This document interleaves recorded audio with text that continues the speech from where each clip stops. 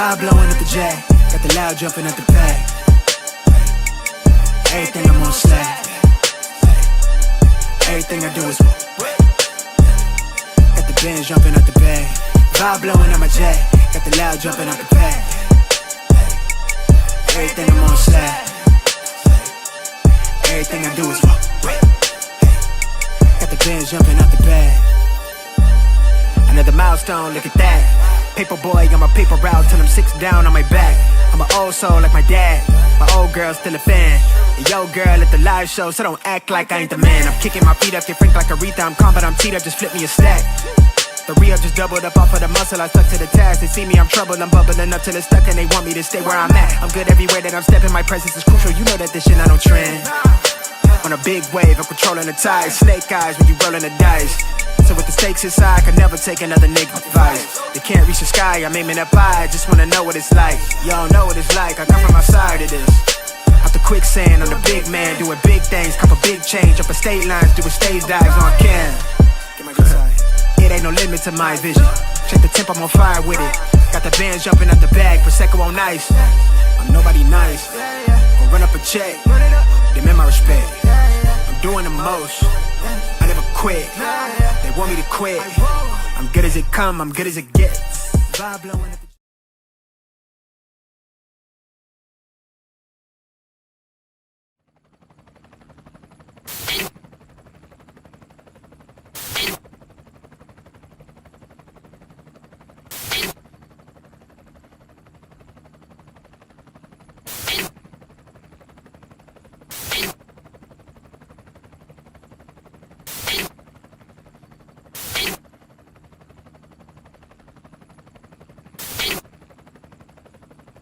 and you're in the Desert Storm bunker with Hollywood CGA.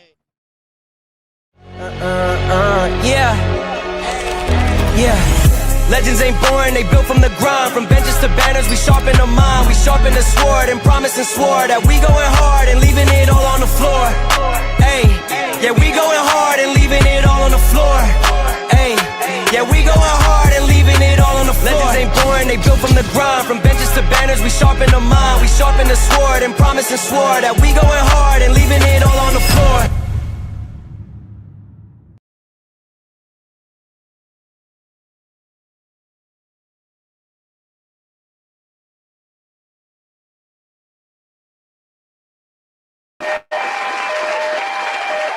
What's going on, everybody? It is Coach Greg Adams back in here with another YouTube live stream. Shout out to the Coach Gang. And that's you. For being in here, being involved, and being active on this YouTube channel. And welcome back to the internationally known, the most dangerous podcast on YouTube, The Boss Up Show, part of the Free Agent Lifestyle podcast here on the Free Agent Lifestyle channel. You in here with the Bruce Wayne of this ish, the King of Kings, the King of Content, and the Speaker of Truth, yours truly, the Notorious One, aka Mr. Coach Alini, better known as the Prognosticator, Coach Stradamus. And you're in the Desert Storm bunker with none other than Hollywood CGA and EWF. That is every woman's fantasy and the whole fucking show. I'm the CEO, Niggero, of Fixes Binds LLC, the unbinder, the undebatable, the undisputed best edutainment here on YouTube. You can call me, and Kevin Samuels called me, Senor Gregorio Graybeard. The ladies love to call me Mr. Third Your Leg third Gray. leg was just phenomenal. Also the man with one throbajo. That is the ecclesiastical Mitch Slapper. You're looking at the anointed one. Acknowledge me. The founding father of the After Pill, the junior college sociologist, the Morpheus of the mating matrix, the chocolated Confucius, the Black Moses, the deliverer, also known as the man that walks in the spirit of Elijah. I'm the man with more nicknames than anyone in the game, including the new ones, Mr. James Bynum himself, Ling Arthur, the king of the lings, Ring Ling Dong, okay, Malo Poppy, Don Gregorio in the building, and also Hentai CGA. But you can call me CGA, see God Allah, the benevolent monarch himself. otherwise known as the 14-time and previously banned from YouTube, demonetized champion of YouTube.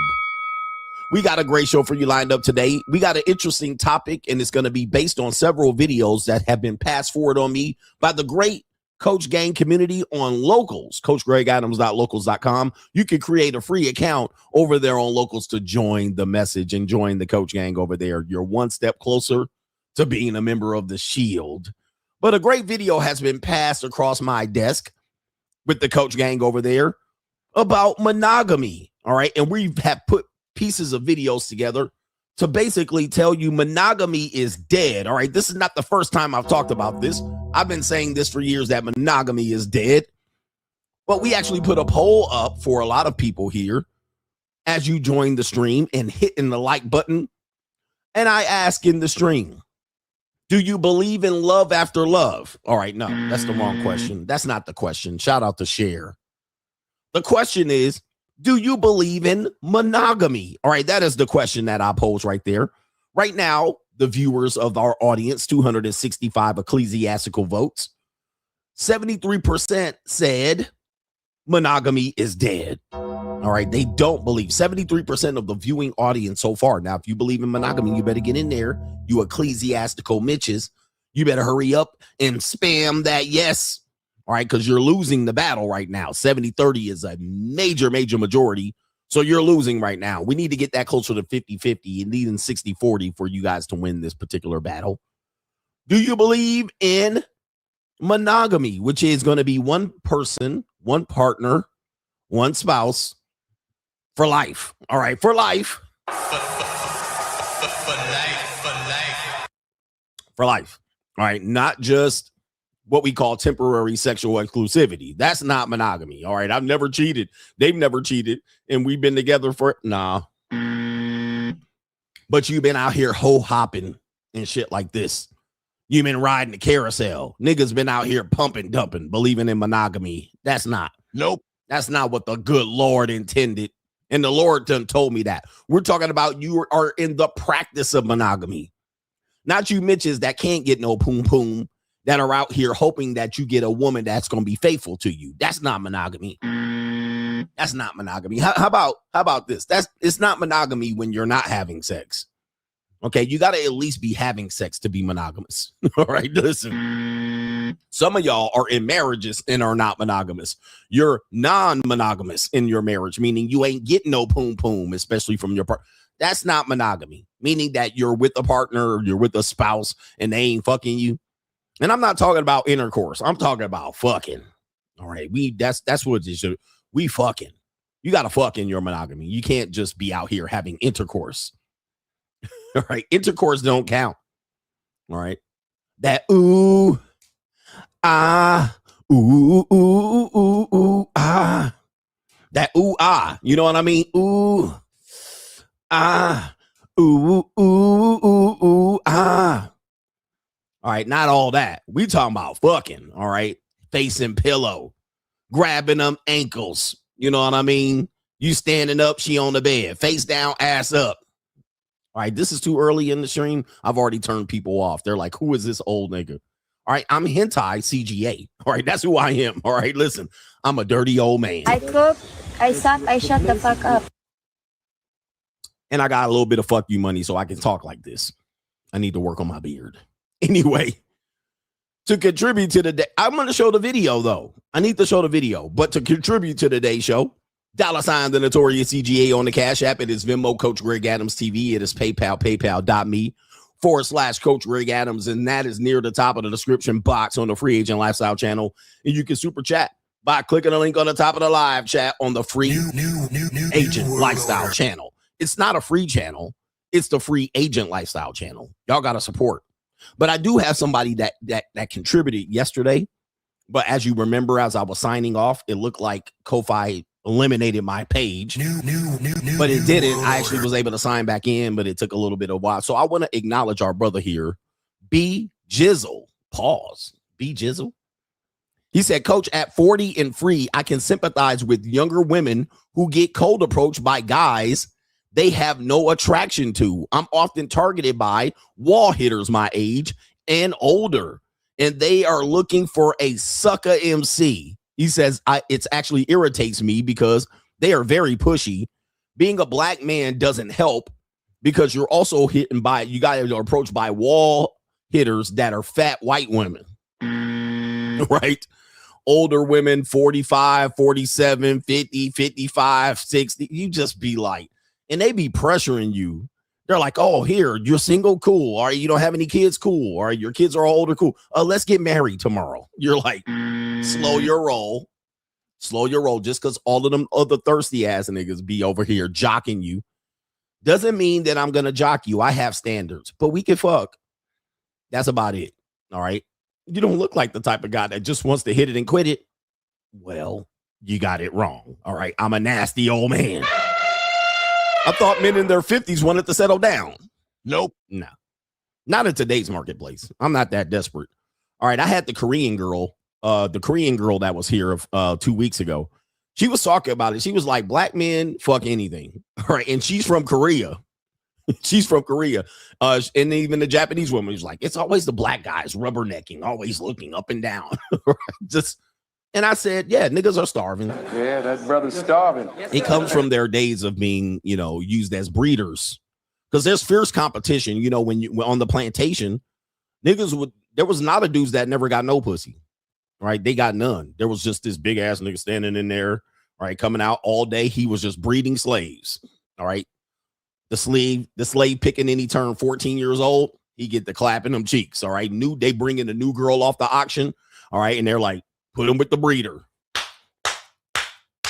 All right. And he get to come in. All right. New girl, 15 years old. All right. She going to be good. Clapping her cheeks all the way till she 30. Breeder. And a bunch of y'all niggas, you know what I mean? You cannot have a hug ass niggas. Never got no poon. So there's a fierce competition amongst black men for scraps. That's how y'all became scrap sexuals. All right. This is a brief drunk history, but it's okay. The accuracy doesn't matter. All right. It doesn't have to be completely historically accurate. I don't have to have dates, times, places, names. Trust me on this one. Trust me. Drunk history by CGA. Trust me. I'm right. All right. Anyway, Daniel McGee says listening to CGA live while flying the friendly skies, practicing maneuvers for my pilot listen test. I think it said pilot listen test. I'm not sure what a pilot listen test is, but maybe it's a pilot test. Better boss up. I love the way you're living. Better boss up, nigga. I got to get my pilot lesson too. I got to start my pilot lessons because, I might have to fly up out of here, bro. All right. Hey, if anybody ever seen any of those videos, they used to have a TV show about how people used to do. I can't remember what it was. I think it was on CNBC. And it was like, how people got into crime. I can't remember the name of the show. All right. But they were reveal scammers. And every good scammer can fly an airplane, at a moment's notice. All right. So every now and then, you got to get out of Dodge, fly you a plane, jump out the mother sucker.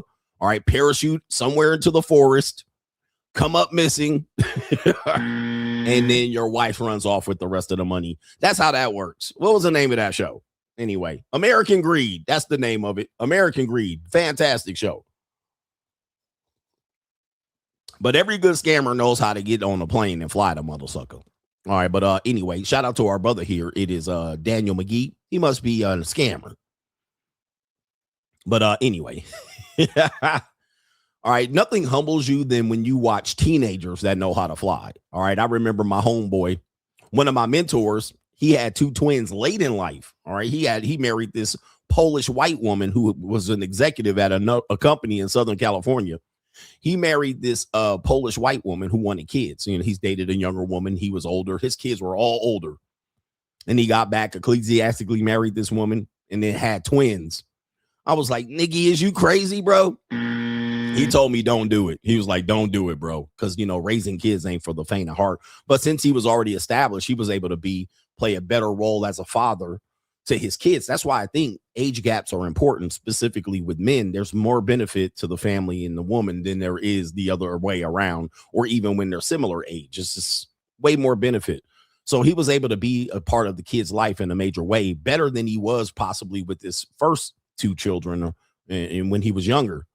Well, the moral of the story is both of his kids were able to fly planes like by 15 and 14 years old. They were able to fly planes, bro. I was just like, damn. Damn, bro. I mean, he had those kids on a path, on a plan. So it was fantastic to see. Anyway, Gary says, I called it. Coach Cardi B dumped Stefon Diggs, wiping him all off of her social media. She waited to see if he had won the Super Bowl. All right. Anyway, I got to be careful with Cardi B news, because Cardi B was sue a YouTuber. All right. And then bankrupt the YouTuber. Didn't Tasha K get sued by Cardi B? Well, she was saying some things allegedly about Cardi B that I cannot repeat because I don't want to get sued by Cardi B. She be out here listening with her cluck ass. I can call her a cluck ass. She a cluck. All right. But at the end of the day, I got to be careful with Cardi B news. I got to have it. I got to have the real news when I report on that cluck. All right. But anyway, everybody's saying she broke up with Stefon Diggs. I don't know why do niggas care about Cardi B and Stefon Diggs? That shit wasn't going to work. All right. That shit wasn't going to work. Stefon Diggs is not commitment material. And Cardi B is I can't say it, but I can tell you this. All right. Like it wasn't going to work. Nobody wants Cardi B. Nobody. I wouldn't even fuck Cardi B. Let me just tell you that. Like, I'm open to fucking. I wouldn't even fuck Cardi B. Like, she could come over here, her voice by itself. All right. All right. If Cardi B was standing in front of me naked, I'd be like, get the fuck out of my house. Get out. Right. But people be like, she has money. Bro, I got my own money. Right. I got my own money to be fucking that cluck. All right. Anyway. And you guys know I like them Puerto Ricans. And she Puerto Rican? What is she? I don't even know what she is. But she a cluck. Anyway. I can't stand a woman with a horrible voice because I can only imagine how she moans and shit. And I hope she's not a talker during sex. Does she talk during sex? All right. She Dominican. Oh, she is Dominican. All right. Yeah. Is she? All right. Anyway, she's a Dominican mommy. And her breath stink. That's alleged, by the way. You got to be careful with Cardi B. I can't really go in on her. She be suing a nigga. But I cannot fuck Cardi B. That's one where I'll be like, nah. And plus, never mind. All right, anyway. Yeah, she talked during sex, it's gonna no-go. All right. I'm the type of guy, I'm 50 years old. I'm not like you 23-year-old niggas who can stay hard all day. You know what I mean? Like anything that I see, a blemish, a scar, a bullet wound, anything that I see, a misplaced tattoo gonna make me lose my erection. You know what I mean? And especially that nasty, funky ass breath. All right. Nasty, stinking peace leave from the back. Anything, because I'm 50. You know what I mean? I can't just be up like that just out of just GP. I got to be anything that I look at, a blemish, a bruise, a knee surgery scar, right? A bad tummy tuck. Like, it's just not gonna work out for me. It's gonna be like, damn. And here's the thing, here's the thing with me. I always find the blemish on women. I don't know what it is. I always find the blemish. I can be out in public and I can see a good looking woman and I'll be like, oh, look at that good looking woman. And I always find the blemish. I will look at her leg and see a bad bruise or something, a birthmark. Why do I always see it? Like it jumps out at me. It'd be like, here I am, the mole on her nose, be like, hi.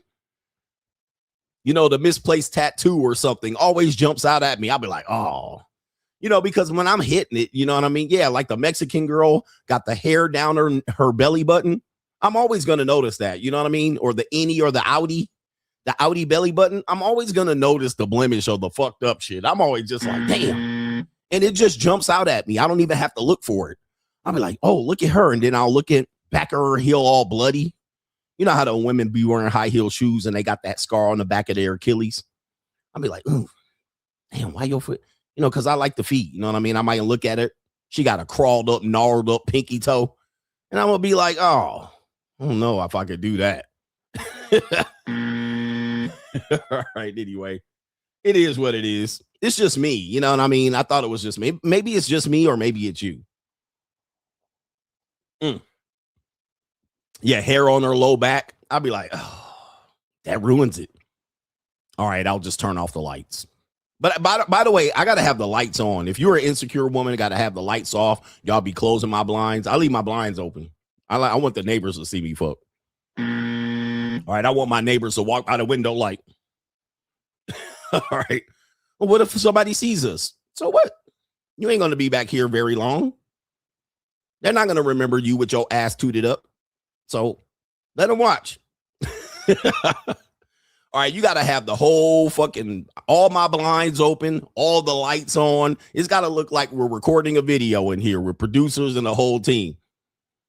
All right, so everything's on. I want to see everything. I want to see titties jumping, asses wiggling. I want to see belly jiggling. I want to see everything. I'm a nasty old man. You know what I mean? You know, wait, some wrong sound effect. Everything open. I'll let people come in and watch. She wants to watch. You don't mind if she watches, does she?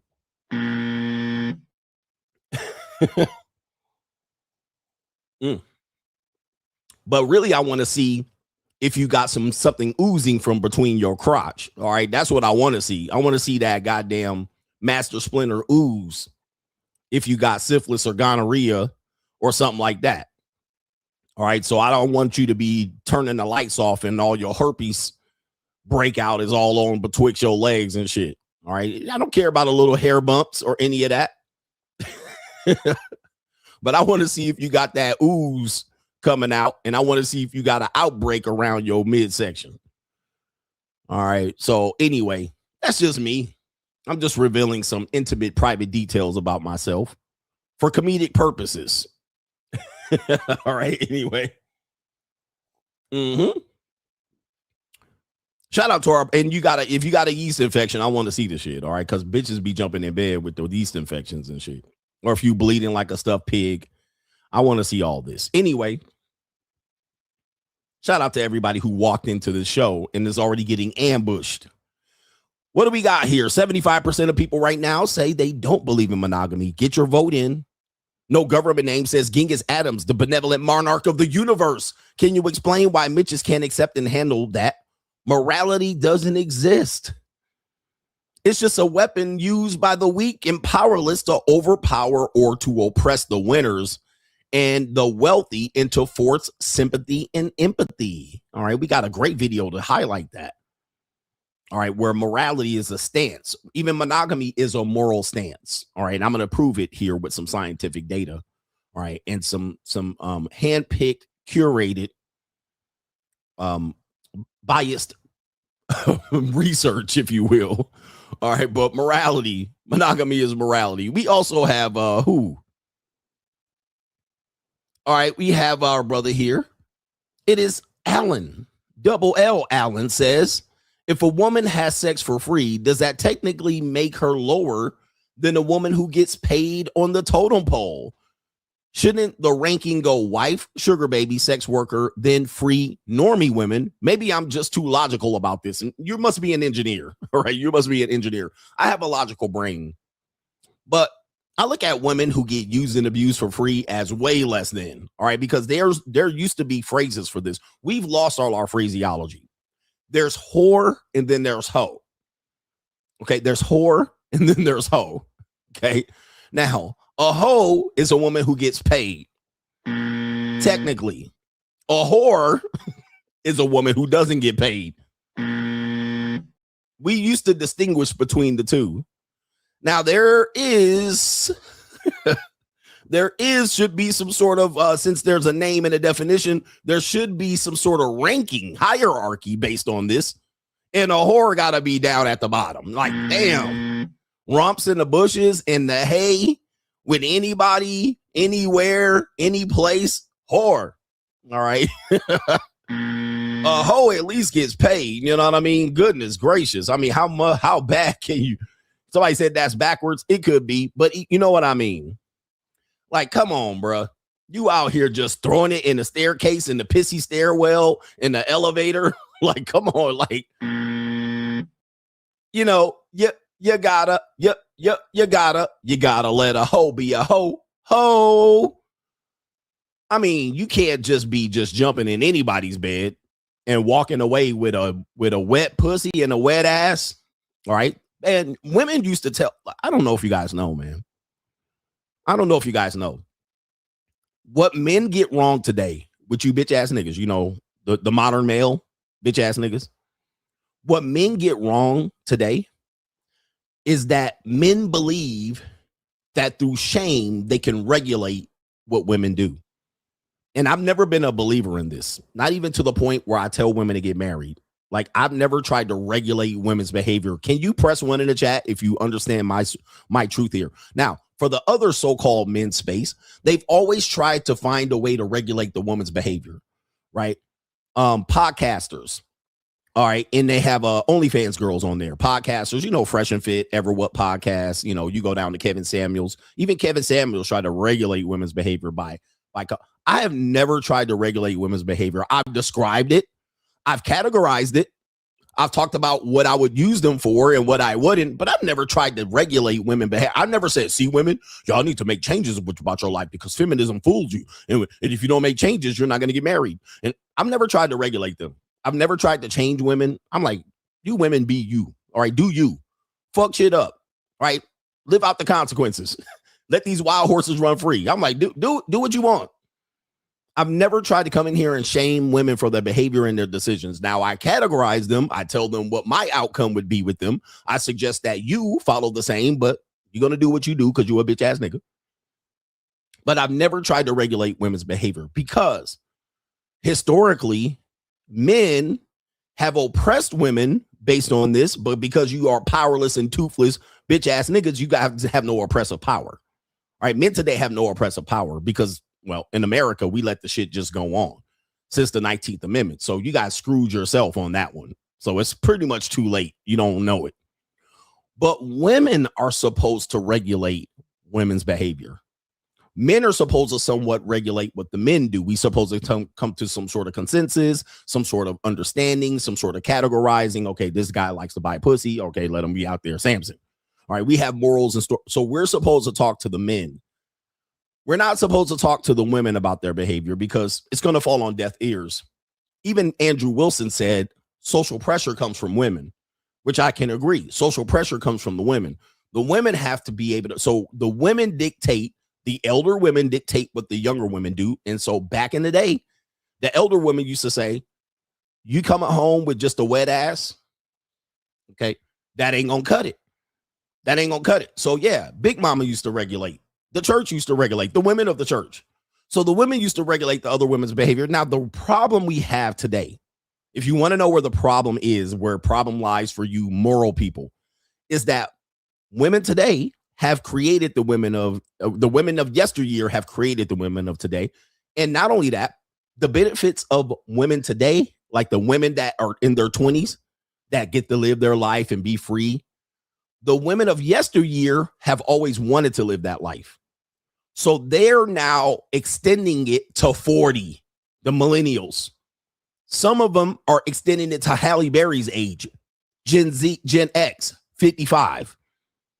Halle Berry apparently getting engaged for the 15th time at 55-ish. So what you're seeing is the elder women not regulating the younger women in a sense to get them in position to be marriageable. What they're doing is the elder women are joining in on what they've coached the younger women to do. Never get married, fornicate, have fun, sell their bodies, be free, be independent. And that's what's happening. Okay. That's what's happening. They're joining as a consensus to say, oh, this new independence, we wanted that as older women, so we're going to join in on that with the younger women. That's what's happening here. And until that changes, good fucking luck. No church pastor. We're going to talk about church pastors here in a minute. Church pastors, they're not going to help this. So anyway, enough about that. I'll get back to the contributors to today's show because we've got off the rails. All right. And it's fun going off the rails because this is what this show is about. It's not about just, this is about life lessons. And I might teach you, if we have time ecclesiastically, I'm going to teach you how to win your divorce. Anybody going through a divorce right now, press 1 in the chat if you're going through a divorce. Press 2 in the chat. Well, you don't have to press 2. But we're going to tell you how to win your divorce. I'm going to give you 3 key pieces of advice on how to win your divorce. All right, you guys want to know this? Andrew Wilson doesn't even know this. All right. He didn't even know this during the debate. I thought it was absolutely deplorable. He didn't even know point number 2. I was like, damn, he had to chat GPT it, and chat GPT fucked it up. All right. To that other guy who was the podcast host, he didn't even know. And he just got married. All right, we're going to tell you 3 ways how to win your divorce ecclesiastically because we have a great video. All right. I want to prime the pump, if you will. I want to warm up the car and show you just real quick a video that I'm going to play later to tell you monogamy is dead. All right. Monogamy is dead and women started it. Shout out to Dave Chappelle. Listen to this video right here. She says, don't trip. All right, here we go. Cool if you ain't called me today. My other nigga called me today. That's cool if you don't want to take me out today, because my other nigga gonna take me out today. Okay? You ain't send me flowers today. My other nigga sent flowers today. That's right. That's cool if you ain't called me today. My other nigga called me today. Yeah. All right. Her name is I Love the Drama. All right. And she's a drama queen. There you go right there. All right. She's telling you that she's a hoe. All right. But in women speak, they call this keeping your options open, or I have options. Okay. There it is right there. Don't worry. But that doesn't mean she's going to get rid of you. You're still useful for some reason. But the way women date, they don't date monogamously. Right? They don't date monogamously, but they will encourage you to be open and date monogamously. So anyway, they call that a roster, or I call it a rooster. I call it a rooster. Anyway, enough about that. We got Straggle and Sniggle Theater coming up here, and I'm gonna just let you know. I'm gonna warm you up. There's gonna be some alleged racism in this Straggle and Sniggle Theater. All right. Anybody good for some racism in the morning? It's not racism. It's just prejudice. It's just prejudice. All right. Racism is completely different. All right. Understand what racism, we're just doing prejudice. Prejudice is fair. All right. Prejudice is just prejudging. Racism is actually keeping people out of jobs and houses and all of that. I don't believe in that all the way. All right, but we're going to do a little prejudice here with Straggle and Sniggle Theater. Let's go. Sign in. Like, ride with me if you ride with me. You can slide with me if you feel like 550 on the 5 sticky. Come get high with me. That's a deal, right? Straggle and Sniggles. We're going to have some laughs here, loading up a little bit of prejudice, loading up a little bit of bigotry here on Straggle and Sniggle Theater. We have Charlemagne the God and one Lil Boosie. I believe he goes by Boosie now. And I believe Boosie is Coach Gang deep down inside. Shout out to Boosie if you're watching from Baton Rouge. All right. Charlemagne right here says Charlemagne is so unserious. Let's go to Lil Boosie and his commentary about, him being, I believe he has diabetes. He has one of those things there. He has diabetes. So he's describing what happens when he has a diabetes emergency. That's what he's describing, but it doesn't sound like that. Boosie, take it from here. I'm going my sack in the car and get my sugar shit to squeeze in my mouth because he was a paramedic before. And dude saved me, bro. Ran to my sack, squirted the shit in my mouth. Pause. God damn, Boosie. Somebody's life. I know, you talking about God, man. You talking about saving his life. What's wrong with you, man? Talking about somebody saving his life, man. God damn. Lord have mercy. You talking about somebody saving his life. That's what I'm talking about. Paramedic squirting in my mouth. I like the first one. Go. We know what he one was crazy. Come on, what's wrong with you, man? Yeah. Hey, bro, come on now, dog. Come on, man. And Boosie is one that is hypersensitive about the reading rainbow. Hey, yo, chill, son. Right? Hey, yo. But Boosie, you should have some recognition of how crazy that just sounded, bro. All right, even you should have some damn recognition. Like, you should have known from the words that are coming out of your mouth, pause, that you sounded way suspect, especially that you a Hollywood rapper and all. You sound hella suspect right here, bro. Like, come on, bro. Hey, bro, come on now, dog. Come on, For those man. who missed it, let's listen again. In the car and get my sugar shit to squeeze in my mouth because he was a paramedic before. And dude saved me, bro. Ran to my sack, squirted the shit in my mouth. Hey, bro, come on now, dog. Come on, man. Bruh. Boosie early in the morning getting the Reading Rainbow Award. I never would have thought Boosie would be getting the Reading Rainbow Award. All right. Hey, yo, chill, son. Hey, yo. All right. Boosie, are you in a pageantry at all? Are you going to San Francisco were you at San Francisco, the Super Bowl? Boosie, this is terrible. All right, come on. Hey, bro, come on now, dog. Come on, man. That's just too close for comfort here. All right. You can't do anything, Boosie. You can be anywhere, squirting this in your mouth. All right, come. All right, moving on, Boosie. I know I'm not trying to make an enemy out of you, but come on, man. Come on, dog. Come on, man. All right, so here we go right here. We got Straggle Sniggle Theater loading up a little bit of bigotry here. Apparently, we're going to have a fat white woman on the train right here. Shout out to her real quick. Let's give her welcome. Okay. And she got some big toddies too. All right, look at her right here. We got a fat white woman here, but she's on the soul train, apparently, and niggas are upset with her for some reason. We don't know why, but you'll see the video and you'll see the result of what she what she decided to do based on the bigotry she was experiencing on the train. Here we go. Here we go. Girl, next time somebody hit your nigga, you supposed to beat their ass. Bye, bitch. Bye, bitch. Oh, they cocked. Go to the next call. Oh.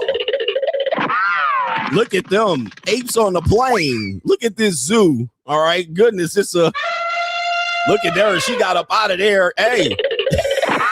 Look at them niggas in the plane. Why does this look like a zoo? All right. When I was in Japan, it didn't look like this. Only niggas. All right. She got up out of there. That was great timing on her. That was a smart move, as a matter of fact. Boy, she played them like a fiddle. All right. For those who didn't see it, you don't know what happened. She got off the train after these monkey, ape, and baboons were yelling at her. And she stepped out. She was like, Niggy. All right. And got up out of there. That was actually impeccable timing here. That was great. All right. I like that. That's a good move. And them niggas was trying to open the door. She was like, nope. All right. I'll play it again for you guys if you missed it. I'll play it again here. This is great. All right. That was smart move on that one. Somebody said she won. That was a good move right there. And look at these niggas upset. Oh, they mad. Even the Puerto Rican is mad. All right. There she is right there looking all big like a pog.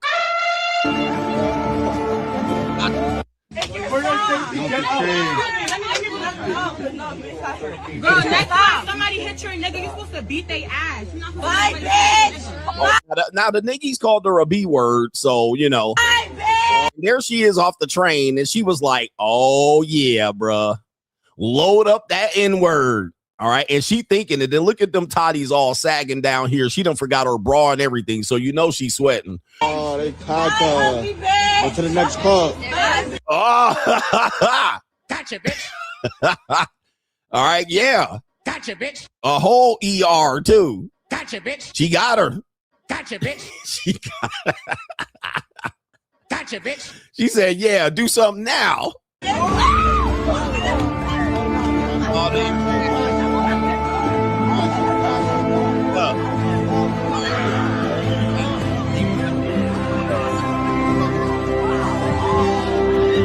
Oh, they mad. She pouted. Oh, you ain't letting her get away with that. Yes, you are. You got her. Gotcha, bitch. Hey, man, that was great. Thumbs up to that PAWG. All right. Thumbs up. All right. That was a good move there. All right. I approve. Even if you did it too in the opposite manner, I approve. All right. What do we got here? We got Showtime Theater. Is this a black rich neighborhood? Is this a black rich neighborhood? We're going to take you to a neighborhood that somebody says is a black rich neighborhood, but still ghetto.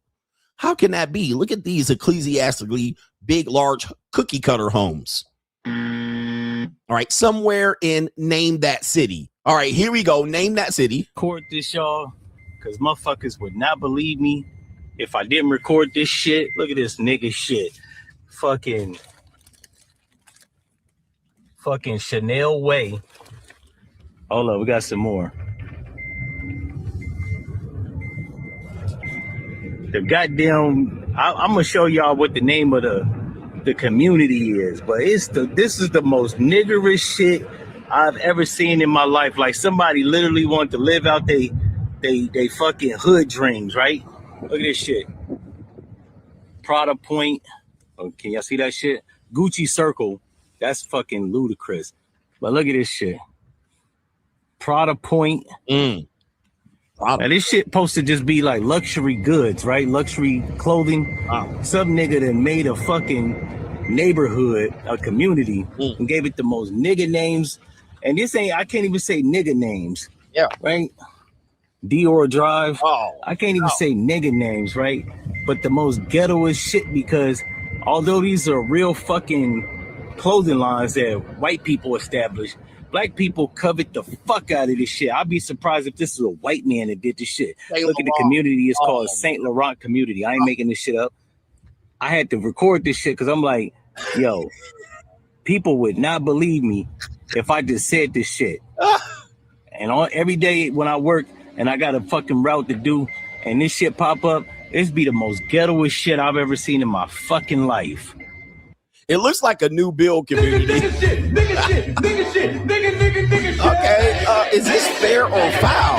All right, this is definitely a black community. This is certainly got Atlanta written over it. All right, Atlanta written all over it.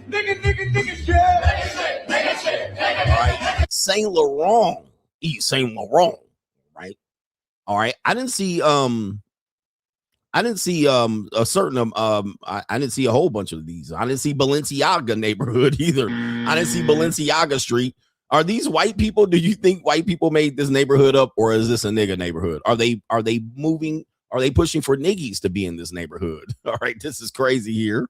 All right, Prada, Gucci, Fendi, and Coco Chanel. All right, anyway. Oh man, what streets did they leave out? All right, you guys are naming them: Hellcat Boulevard, Fubu Lane, Draco, not the Draco, Extendo Clip. There's a couple of things that they left out there. All right, but I don't even know if they wanted to bring the violence. I told you there was a little bit of prejudice loading up. We have Straggle and Sniggle Theater. They have the funniest duo on the internet. We have a redneck and a niggie. All right, we have a redneck and a niggie right here. Let's see what's going on with these two comedians on the internet. We're reviewing this. We're just reviewing it, YouTube.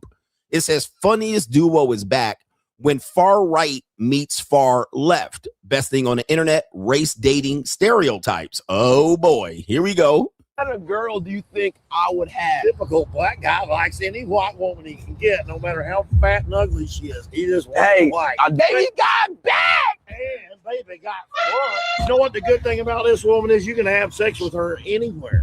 Hey, listen. She's beautiful. She's like big and sexy. Sexy as She's got the hardest working bra in the history of the world. She's hotter than fucking 4th of July. Yeah, she look good. Don't you hear at 2 o'clock in the morning when the bar's shutting down? Got this little skinny girl with her. You know, they always have a skinny one and fat one. No, my friends are all fat. No, all your friends are fat. Hey, no more. Where did the man put the? Where does it go? I can show you better. I can Can you show me? What kind of man am I gonna find that's gonna love her? There's a black barbershop straight up Orange Avenue. My goodness, man. Oh Lord. Hey, chill, redneck. All right, yo, chill out. Hey, yo, chill, son. Hey, yo. There's a black barbershop down there. All right, they know where to put it. All right, this is a disgrace. All right, these stereotypes. Well, we can't meet these stereotypes right here. A black barbershop down at the other end. Holy mackerel. What kind of demographic would like her? There's a man in here right now. What kind of music do you like? Rap. He's a rapper. He's white though, right? You don't like white guys? What are you, prejudice? You never had a white guy? I have. When? When I was like 15. Oh, 15. All right, 15. All right, you're not supposed to be having intercourse at 15, young lady.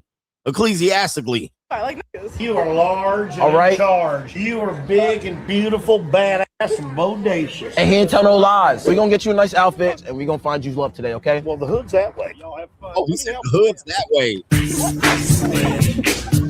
Yeah, there she goes. What kind of girl?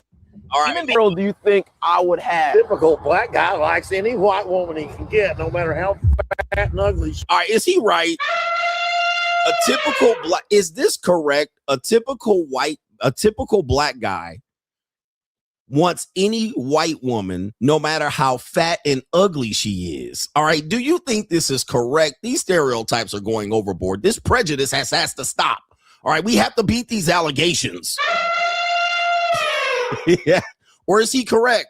Is he right? Or is he wrong? Or do we want him to be wrong and he's right? If loving you is wrong, I don't want to be right.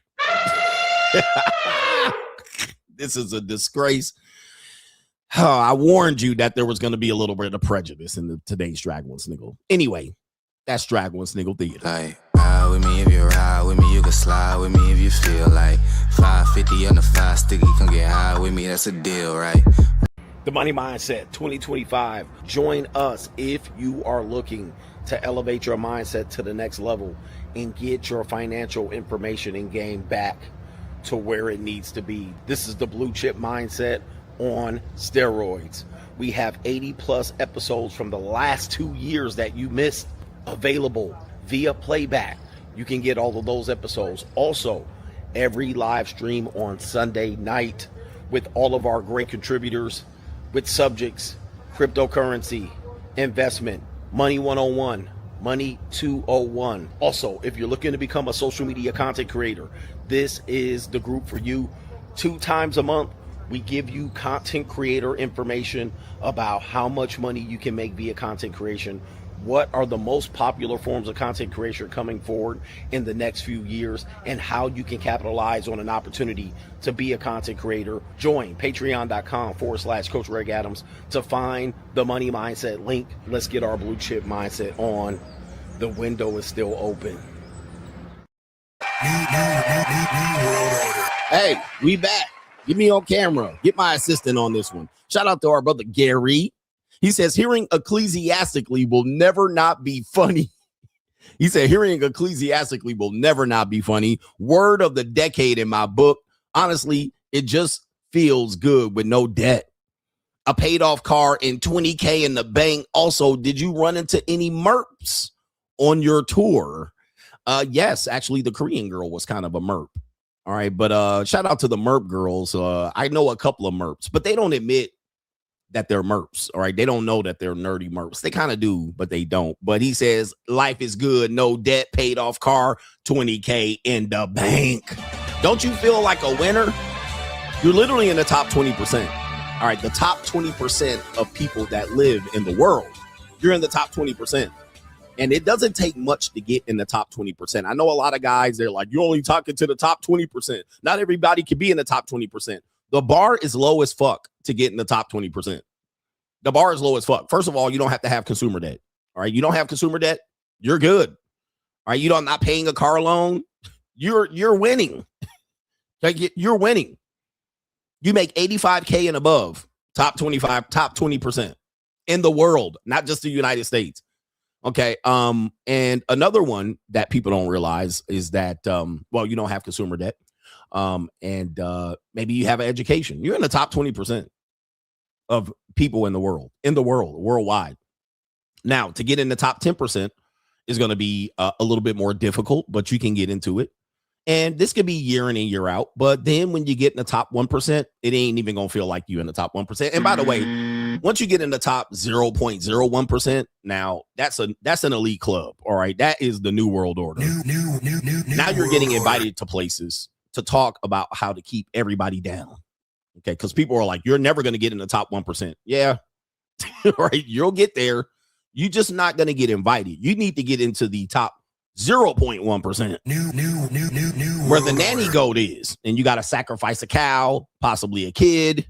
You know what I mean? You got to, do something crazy like that. Kiss the nanny goat. It would be invited to the Eyes Wide Shut. Be invited to Davos and get hookers. New world order. Yeah, dude, that's the top 0.1%. That's where you'll never be. But I'm going to be there. I will. You can win. And I'm going to the Eyes Wide Shut party. Not the one with the Epstein party. Not that party. Not the Diddy party either. All right. But anyway, shout out to you, man. Ecclesiastically, too, by the way. Number 1, Gary Jones there. And we also have Kaylin, who has contributed to today's show already. Hold on for a second. But it wasn't. I skipped it, Kaylin.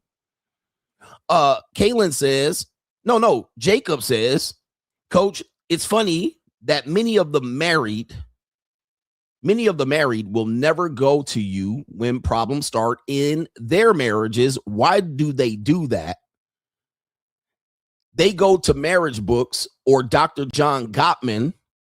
They should go to you, coach, the ecclesiastical mid-slapper. Tell them like it is, coach. Shout out to Jacob. They should go to me. Listen, married men don't run it.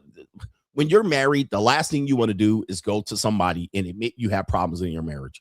Ecclesiastically, it's hard to. So they go to somebody that is going to be a little bit more less judgy about it. They're just going to tell them that you need to date her into marriage. You're going to continue to date her and court her. Make her feel special. Buy her chocolates. Take her on a vacation. Spend some money. Buy her a diamond. Get her a bigger diamond. They're going to tell you. That's what they're going to tell you. And you're like, okay. Men will go to women. Men will do things. I'm going to tell you one of the dumbest things you could do when you're struggling with your girlfriend, your fiance, or your wife. Okay, write this down. Because Mitch has y'all done this. You didn't struggle with your girlfriend.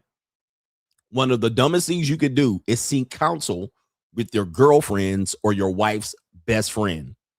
Your female best friend. Her female best friend. You're going to go to her female best friend and be like, I don't know what's going on. Do you know what's going on with her? Has she talked to you about anything? Do you know maybe? Do not do this. Because number one, she's going to share whatever you shared with her, your girlfriend, fiance, or wife. That's number one. Number two, she knows.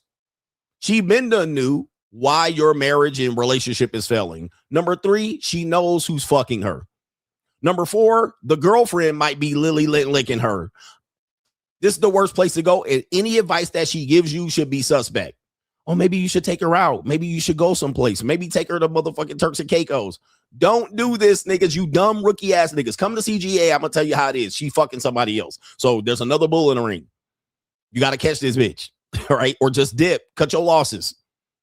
But do not go to the female's friend. Don't do it. This is the worst place. Even your mama. Don't go to your mama. Don't go to her mama. Don't go to her female best friend, her besties. Leave them out of it, nigga. You're not getting no good advice or no sympathy over there. They already know why your goofy ass getting cheated on. They already know she 1 foot out the goddamn door. She is not going to tell you any truth. Okay. Shout out to Caitlin says monogamy isn't natural. It's a construct that's supposed to give everyone a significant other. It failed because we are animals and we all have our wants. If we don't have to marry for sex, how can we ever be monogamy?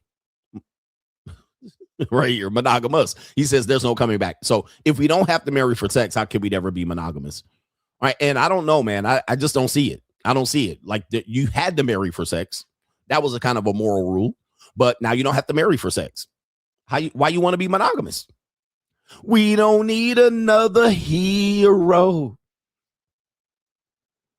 We got 74% of people saying monogamy is not in their belief system. All right. Where are the Christians at? They're quiet. Andrew Grove says, great stream yesterday, as always, coach. Been coach gang since 2019 and never missed a stream. Both back in the day, and this man is never told a lie. He says they don't love you idealistically. Dating is monetized and monogamy is dead.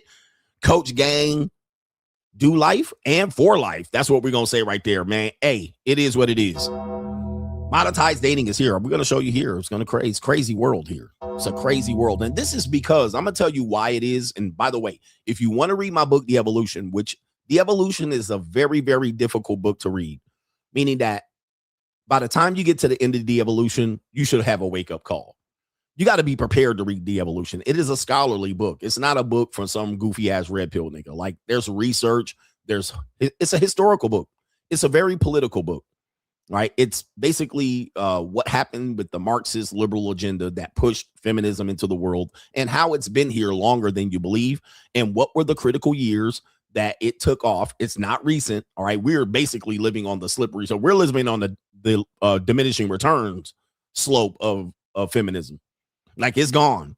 And how feminism is inbred in our society, but it leads to women being reverse engineered. They're saying that they're free and independent and they have options when they're enslaved and they have less options, right? It's the funny thing about it. Now, the book is going to lead you down that path, but it's not the free agent lifestyle. But I'm telling you, it's not getting any better. Just where the slippery slope is. You're going to need a pendulum swing, or as I say, the 5 things, the 5 correction events. You're going to need 5 significant correction events to happen to slap us back into what you would say ecclesiastically would be the traditional dating and marriage. Other than that, it's gone. Okay, what are the 5 correction events? You guys know it. All right, economic collapse of epic proportion, a religious awakening. You would need a viral disease like a herpes outbreak that you can't cure. Well, can't cure herpes anyway. You would need a World War III. And you would need massive immigration to the point where those people's mores and social norms would take over and eclipse the mores and social norms of today's liberal agenda. Okay, which you would need the Muslims to come in. All right. Not the Mexicans. The Mexicans, look at their fucking place. Look at Mexico. All right, they're Catholic and look at their shit. So that's what you would need. All right, a religious awakening. I think that would actually turn the tide. You would need feminism to be corrected by World War III, where you would have to have women getting shipped off and killed in mass due to war, and then that'll stop the bullshit. They'll be like, oh shit, right? That'll stop feminism in its tracks. Women getting over there, 21 years old, getting blown to smithereens. All right, women will get their shit straight. Okay, we didn't ask for this. Even if World War III came and the women said, okay, we're going back to the kitchen, that wouldn't be enough. You would need them to get blown up. You would need them to be out there with a list of people. These are the women who died in war today. And it'd be like 11 names. You would need a war draft with women getting drafted, crying in tears. Like, oh, shit. All right, going over there, Susie. Go and get blown up. All right. That's what you would need. And this is an extreme, which I'm going to tell you it's never going to happen. Therefore, we're not going back. All right. We're not going back. We're not going back. Larry Bird is not walking through that door, gentlemen. Larry Bird's not walking through that door, fans. Kevin McHale's not walking through that door, and Robert Parrish is not walking through that door. And if you expect them to walk through the door, they're going to be gray and old. We're going to have to live this out. All right, we're going to have to live this out. Or you're going to have to live with the realities of what you have out here, which is women throwing pussy on the marketplace. Okay, let me get a couple more. Said every niggy in the world here. Let me get a couple more. He said, this is pitch black. Man, bro, we don't talk pills over here. We talk reality. It's not coming back. I don't care if y'all goofy ass niggas all got married today. I don't care if all the women got married today. Y'all niggas about to get filleted. Half of y'all will get divorced. I mean, if everybody got married today, divorce would skyrocket tomorrow. And people have tried to deny that because what happened during COVID? I said divorce is going to skyrocket during COVID. What did people say? No, there's going to be a baby boom. That's what the normie said. There's going to be a baby boom. Why? Because people are getting together. They got their quarantine boo. They got relationships that have been forged together because people were forced to stay in the house together and live together. Relationships became what women wanted because it was comfort. You stayed at home, you worked at home. They wanted a maid at home. I said divorce is going to skyrocket, and it did. A lot of divorces you see today, those people got married or linked up during COVID. Okay. And the data shows us divorce is going to skyrocket. I said it right at the beginning. Yep. Domestic violence, even to the point where children were getting sexual abuse, skyrocketed. You guys have too much faith in humanity. You guys have too much faith in humanity. At the beginning of COVID, they said there's going to be a baby boom. And I said immediately, no, there's not. Divorce is going to skyrocket. Okay. And what happened? People got together. They couldn't leave each other. All right. There was a guy, I think a guy or a woman that it got so bad they couldn't even go out and cheat. Like they were supposed to, like they used to go and leave the house and cheat, but because they couldn't leave the house and cheat, their marriages were like terrible. Because normally you would have to leave the house and cheat, but people couldn't leave the house and go see their side chick and they side nigga, and then they would just have World War III in their house. I don't know what it is. You guys have way too much faith in humanity. Way too much faith. Humanity literally is we're the virus of the world. We're the worst virus that ever exists on the planet. Okay. And we are not trustworthy. We are pieces of human dung. We're the world's pieces of shit. We have ruined this planet by far. We're the only species to ever ruin the planet. Right now, we're not going to kill the planet. The planet's going to shake us off like a dog shakes off fleas. Shout out to Paul Mooney. But we're the virus, and we're non-trustworthy people. We're terrible human beings. Well, you know what I mean. All right. Anyway, JJ Frost says, I've learned more history from you than all of my schooling. You are wise beyond your years. Drunk history with CGA. Take it with a grain of salt, but it's mostly true. New world order. It's mostly true. All right. I'll tell you some history and reframe it. Shout out to Tranisha says, for my fake ass Christians that use the Bible to manipulate women, quote, an overseer then must be above reproach, the husband of one wife, temperate, self-controlled, respectable, hospitable, skillful in teaching. That's 1 Timothy 3:2. The kings Solomon and David lives were chaotic. All right, they were chaotic. And I believe at one particular point they had a lot of hoes. Is that what you're saying? And Tranisha says, and God supported Adam and Eve's monogamy in Genesis by not creating multiple wives at one time for Adam. I'm not anti-poly. I was told by my Muslim Senegalese people that if you do for one wife, you must do for all. So no favorites. Just be rich and marry them, not just fuck them. All right. So why you don't want us to have no fun? All right. So we fucking. But I think what people get, poly, they want to put, there's some morals about poly. It's not just about having 5 women sleeping in your bed. Nobody wants any of that. Most guys want to be poly, but can't afford a woman. You can't even afford one woman, let alone 5 women. And yes, if you actually wanted to have a poly relationship, you do have to be fair to all your wives. Trust me, whatever one wife gift, all of them got to get it. So yeah, I don't think most men are equipped financially to support multiple women. I am. I'm not wives though. All right. All right. Not wives. But I think most of the time women are already practicing poly. They're already practicing poly. I just showed you that clip. Then they flip the switch to monogamy for your benefit, for their own benefit, right? And much of it is to be able to be financially supported, to keep the money all in one house. Not the dick, just the money. Just keep the money and the support all in one house. You want to piss a woman off? Take money that she believes is entitled to her and give it to another woman. It's not the dick. The dick is one thing. Like, ladies, where are the ladies at? Press 1 in the chat if you're here. We got Tranisha here. Press 1 in the chat if you're here. Let me tell you what pisses off a woman. There's 2 things that'll piss off a woman. I'm going to tell you. Press 1 in the chat, ladies. I know y'all here. There's 2 things that will piss off a woman related to you cheating on her. Number 1. Well, let's go with number 2. Number 2, it's your O face, right? It's your O face. Nothing pisses off a woman more than knowing that the face you make when you're screwing her, like this,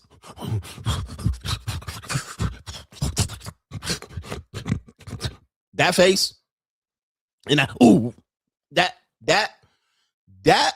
knowing that you gave that O face to another woman, it's gonna piss her the fuck off. Because she be halfway looking out of her eyes. She be trying to keep her eyes closed from looking at your goofy ass with the vein coming out your motherfucking phone. And that one right there, that'll piss a woman off right there. Knowing that you giving her, that's what she thinks about, knowing you're cheating. That one. And you, that shit right there, knowing you growling and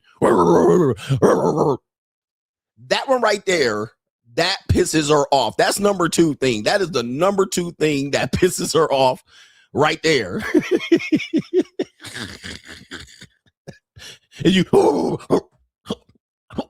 that one right there, she is disgusted because she knows you giving her that face. All right, she knows. Okay, that growling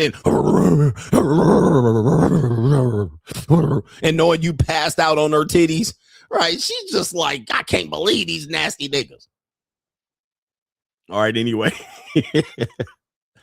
So that's number 1. I'm sorry, that's number 2. But there's one worse than that, because she hate that.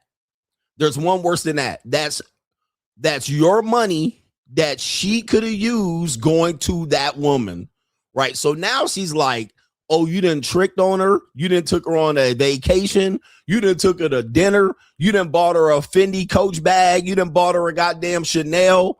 You done took her here and there. Money going out of the house. That's the number one thing she hates. She hates that more than the, because most of the dudes that gave her the, that was broke, most of the dudes that cheated on her was only about that, right? It was only the old face. It was only the old face. And they was a broke nigga. So that pissed her off already. But now she done heard you done paid her cell phone bill and she over there with a bill that's past month overdue.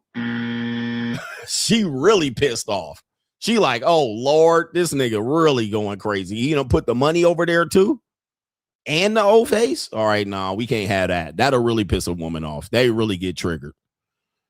All right, anyway. Yeah, but most of the dudes that did that, they didn't have no money. So that was the one thing that they was mad about. But don't let you have some money or any little bit of money in your marital home and you didn't use the credit card to run up your credit card bill on the hoe. Yeah, she really pissed off now. You didn't trigger her. All right, anyway, I'm giving y'all some game about life that most of y'all people don't know about. But I'm going to go back with this one. We got Fuck You, Boss Up.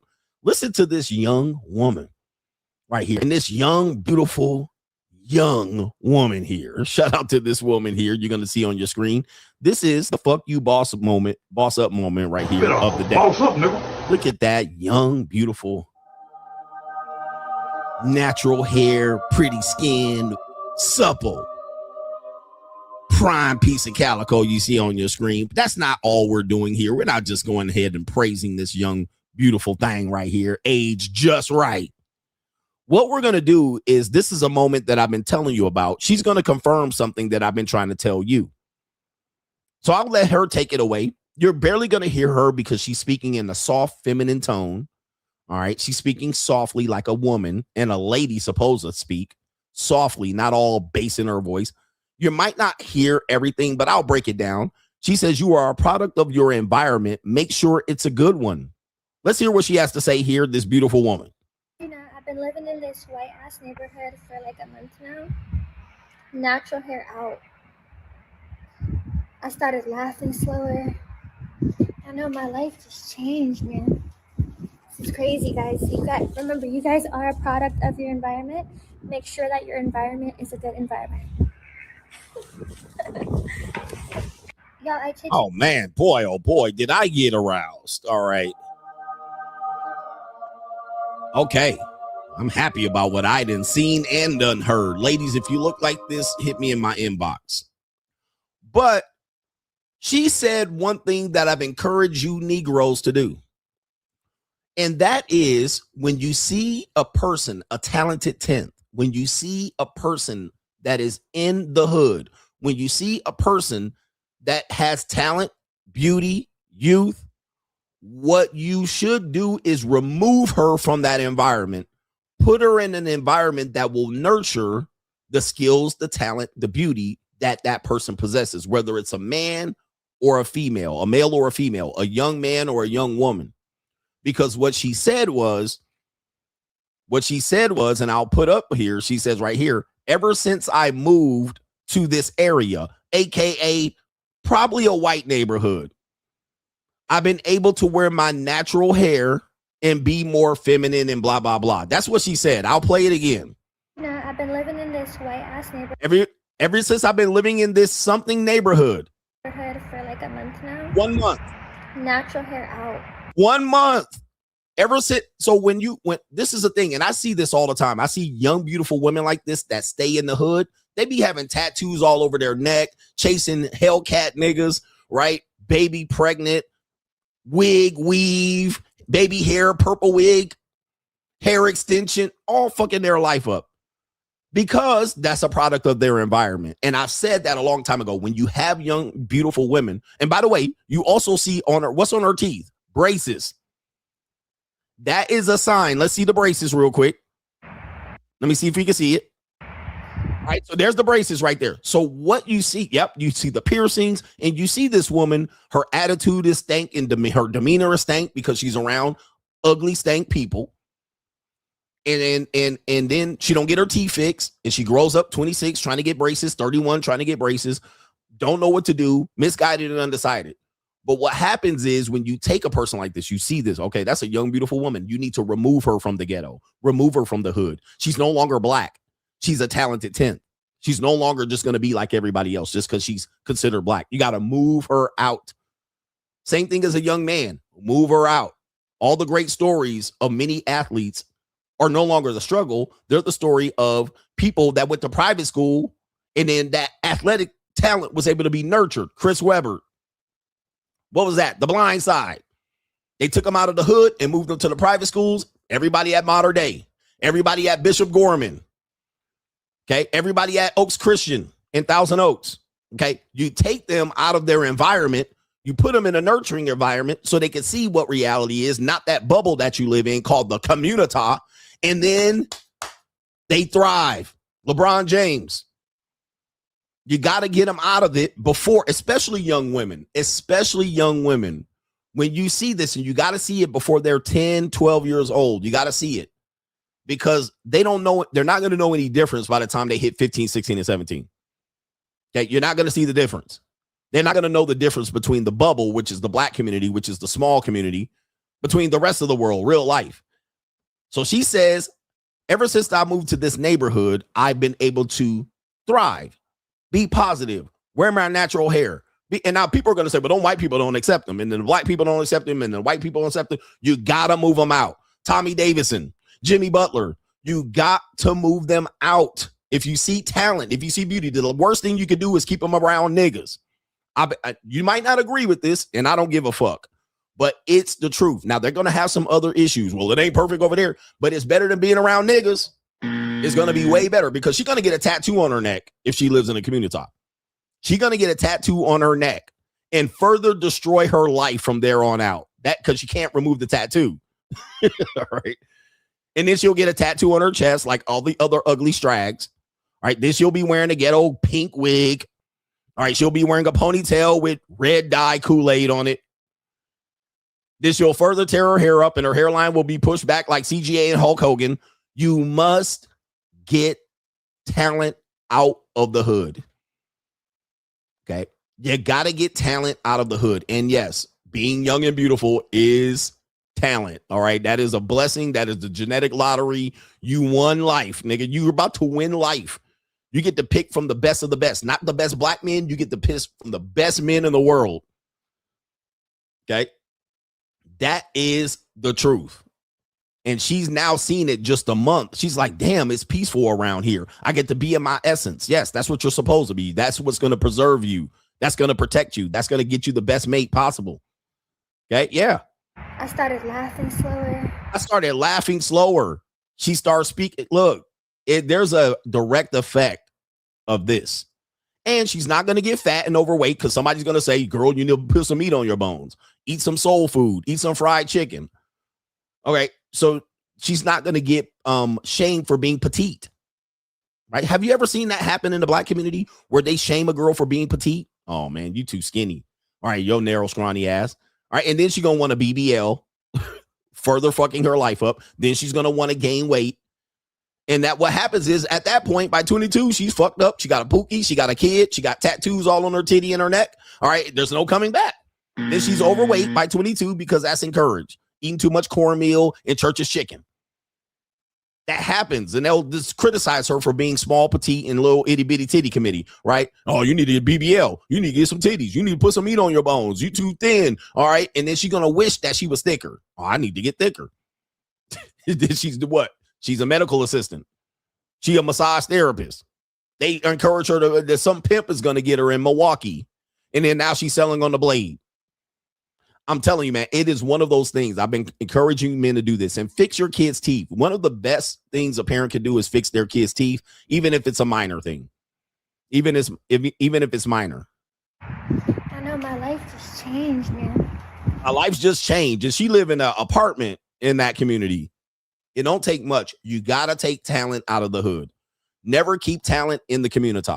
You take talent out. Now that talent eventually can come back and try to help the community, if you will, but you must take talent out. Male talent, female talent. That is a boss up status move. And as a parent, you got to sacrifice, do whatever you can. If you have a beautiful young daughter, get her away from niggas. Please get her away from niggas. You don't want her to be around black people. I know you got cool black people at your church.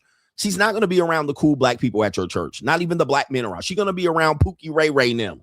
Pojo and Nuck them. She gonna be around them Hellcat niggas. She ain't gonna be around the good black community people. She gonna be recruited in by fake pimps and perpetrating pimps. Her boyfriend gonna pimp on her. We already know this is gonna happen. Soon as she get the neck tattoo, it's over. Soon as she get the tattoo on her hand and her arm, she cooked for life. Bitch gonna be burglarizing houses for Pookie. We already know this. And even to the point where we know that beautiful women belong to the black market, if you will. They're going to be recruited by club promoters and DJs. You know, niggas that women think are good niggas for a long time. I know a club promoter. I know a DJ ass nigga. Who cares? These are niggas. All right. I hate when women try to impress me. All the club promoters were there. All the DJs were there. All the niggas. Who? You mean pimps? Who cares about them niggas? Them niggas don't mean shit to me. All right, but that means shit to Strags. Strags uplift these niggas. And when beautiful women are in the hood environment, they start to, this also Latinas, by the way. Latinas, same way. Those women start to belong to the gangs and the pimps and the cartels and all these guys. So watch out for that thing. If you have children, make the sacrifice as a parent. When you see talent, nurture talent, and talent doesn't nurture in the hood. Flowers don't grow in concrete. Wasn't that with Tupac? Flowers don't grow in concrete. They grow in nurturing areas where sun exposure exists. There's natural dirt and there's water and seasons. Not in places where large buildings overshadow the sun. Okay, that's where motherfucking weeds do. Take my advice or don't. You can hate on it or not, but I'm giving you the motherfucking truth.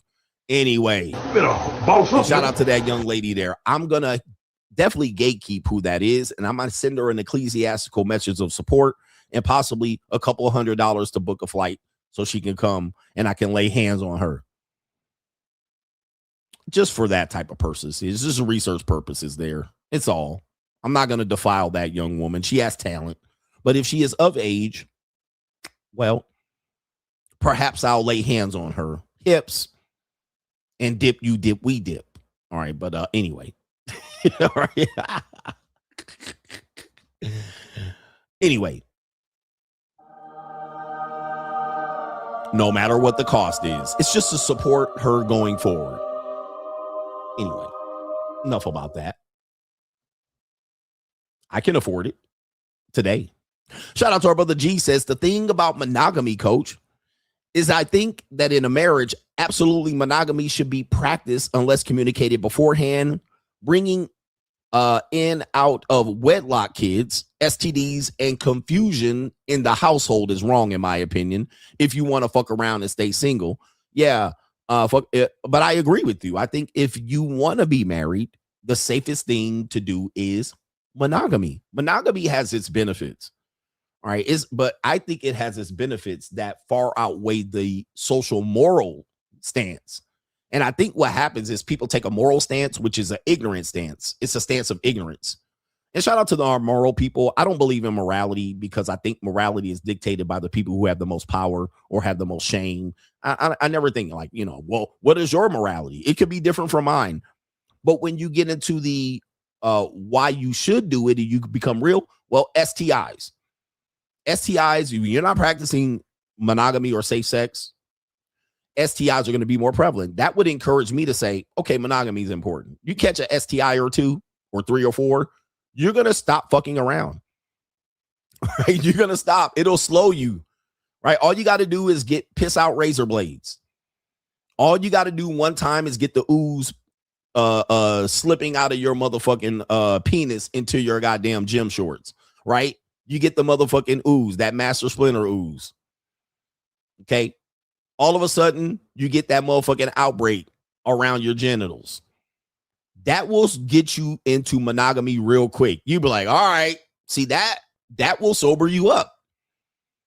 Pregnancy scares sober you up. A woman get pregnant and then contact the nigga and the nigga block her. That will sober her up real quick. All right. She done caught 200 bodies. She got knocked up by a nigga. The nigga said, fuck you, bitch, and blocked you. And now you at the abortion clinic. That'll make you go, maybe I shouldn't throw my pussy around. Or you have a woman. You've been banging women. I'd be out here pumping and dumping them. All right. One woman come up pregnant. She don't want to get rid of it. You're going to go real quick and go, oh, Lord. Monogamy sounds great. Maybe I'll just get one woman to fuck on. Same thing. So kids out of wedlock. You're married. You knock up your side chick. That will make you go, you know what? Maybe I should just be having one girl to fuck on. You see how fast morality can be out-argued with rationality, right? But you have to experience it. So when people don't experience it, they just have a moral argument. And it's like, well, that doesn't make sense. The moral argument doesn't make sense because, yeah, I just want to fuck on everything. But when you get real life consequences, all right, you go to the toilet and it feel like you pissing out a motherfucking fire, right? You're like, holy shit. Monogamy don't sound as bad. So monogamy does have its benefits. And it has health consequences, mostly real life consequences to your marriage being ended, right? These are real life consequences, or your wife cheating on you. All right. Have you ever been in this situation? Yeah. Child support make you go, I'll just be with one woman. What about this? And people have been in this situation. When you are in a relationship, let's say you contract something, yeast infection, which people will say is not an STI, but it's multiple people. It's multiple motherfucking bacterias. But yeast infection, or you might have a STI, or you might have something weird going on, and you're like, is that an outbreak, or is that just a rash, or is that just some friction marks? And you catch a STI, but you don't want to tell your spouse because you don't know who gave it to you. Now watch this. This happens a lot. UTI, urinary tract infection, which is not technically an STI, but sometimes just going back and forth and having a lot of, it could create some sort of bad issues there. But here's what happens. If in fact it is real and you pass it to your partner, aka Bill Gates and Melinda Gates, sometimes your partner doesn't even know they got it already. They already got it from you, but they don't know who they got it from. Do you know how common that is? That is common. That is more common than you would believe. That one person catches it in a marriage, they pass it on to the other person catches it, but they don't know who they got it from. And you're going, y'all both sitting there not telling each other that y'all got the primordial ooze going on from your Dill's Nick. And you trying to repair it. She trying to repair it. She going to the clinic for antibiotics. You going to the clinic for antibiotics. Y'all waiting and pushing off sex because the doctor done told you y'all can't fuck for 4 to 7 days. And y'all let it clear up and don't tell the other person. Those happen in monogamous relationships. More common than you would believe. And that is one thing. I've actually played a video of somebody talking about that. That is common. That is super duper common. And it's like, damn, somebody passed it to their partner, but the other partner didn't speak up and say, what the fuck did you give me? All right. They just go, go see the doctor. I was walking down the street, rocking to the beat, slapping my hands and stomping my feet. All right. Anyway, but about HPV. Yeah, man. HPV, genital warts should be happening, man, in relationships. But you're right. Monogamy is good for a lot of reasons, not moral. All right. You can't tell a nigga to be moral monogamously because they just going to cheat. They're going to do what they want. Men and women, cold sores and all of that shit, kissing on the nigga. All right. Anyway, shout out to G, says non-monogamy goes both ways, chat. Can you stomach your girl getting dick down by a nigga more better than you? No. Do you have the stomach? Right. And I think, again, where people take the moral stance, I think most men think monogamy works and they practice monogamy because they don't want to open their relationship up and they don't got the stomach to see their wife get papped out. All right. Do you have the stomach? Like, that's what they don't want to do. So they'll be like, I'll be monogamous. Why? Because you know, if you weren't monogamous, your wife going to be getting papped out here. Papped and tapped out. A lot of dudes will do that. Well, I want an open relationship. And then guess what? She'd be like, okay, I'll give you an open relationship. Now, you done fucked around because you wanted to fuck the Hooters waitress and you wanted a hall pass. Now, you done fucked around and let your wife get papped out here, getting double team, tag team, trained. Do you have the stomach? All right, you don't want to open that up because if a woman agrees to have an open relationship with you, it's going to be the worst mistake you ever made in your life. Your ego ain't made for that shit, okay? Because if she's like gung-ho, okay, cool. She going to be going out on dates. All right, honey, stay here with the kids. I'm going out on a date. You try to find one woman. That one Hooters waitress, you done fucked her once, and your wife going out on 3 dates a night, 3 dates a week. Okay, easily picking up dates if she gung-ho. Cool, let's open the shit up. Let's open it up. All right, she on Tinder, Bumble. Now, here's where it happens. I'm going to tell you what happens. Because a guy going on a dating app, let's say a guy goes on a dating app and he has to reveal he's married. Eventually, he's going to have to reveal he's married, right? Because I got to meet you at a Momo, the motel. I got to meet you on way off hours, the middle of the afternoon instead of the evening, right? A guy telling a woman he's in an open relationship, it barely works. He still got to be that nigga. He can't just go out on a date on Bumble and be like, yeah, well, I'm kind of married and I got 3 kids and I'm in an open relationship. The woman gonna be like, nah, bruh. And she hears that all the time. Now, a woman goes on a dating app, Hinge. She can put she's married, got 3 kids, and say, I'm in an open relationship. Niggas gonna be in there like, good, great. They gonna feel like they won the goddamn Olympics. Okay, good. Because that's the best case scenario for a single man. For a single man, that's the best case scenario. She's not going to be clingy. She don't want a relationship. She don't want to move in. I don't have to take care of her. Another nigga can serve and pay her bills. That's the best case scenario. Oh, great. A woman in an open relationship, I'm just fucking. We just fucking on odd days. Not even every day. All right, I can keep a rotation of other hoes. She ain't going to be all down my throat. Great. So never be the guy to open your relationship up because you just out here sexually frustrated and you want to fuck some randoms. All right, you want to fuck some strange. Because she going to be like, if your wife is gung-ho about it, it's over for you. She going to embarrass you. Okay? Even your ugly wife is going to get tossed out here. She going to get her ass waxed like Rain Dance. If she's gung-ho about it. Bad mistake. Never open your relationship up unless you just that dude. Unless your sexual marketplace value way ahead of her and you ain't got no damn morals.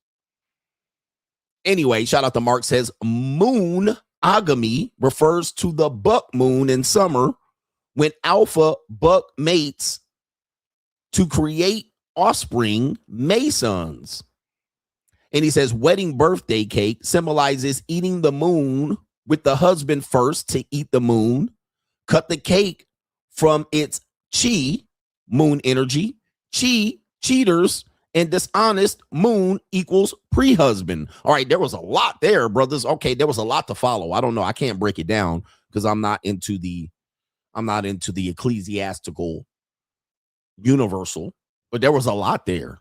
There was a lot there. I wish I could put it up on the board for you to see it because there was a lot there. All right. Not to us to digest it, but it's out of my realm of understanding. But shout out to Gregory Benjamin Smith says, Coach, you're right about girls and money. Saw that recently. Okay. It's the money they don't want to see leaving. Yeah, it's the money. Oh, I need to acknowledge a brother who sponsored yesterday. It is Elijah Jimi Hendrix. He says, Coffee Fun. It's been a while. He sponsored after the show. I love when people watch the show on the replay and still support.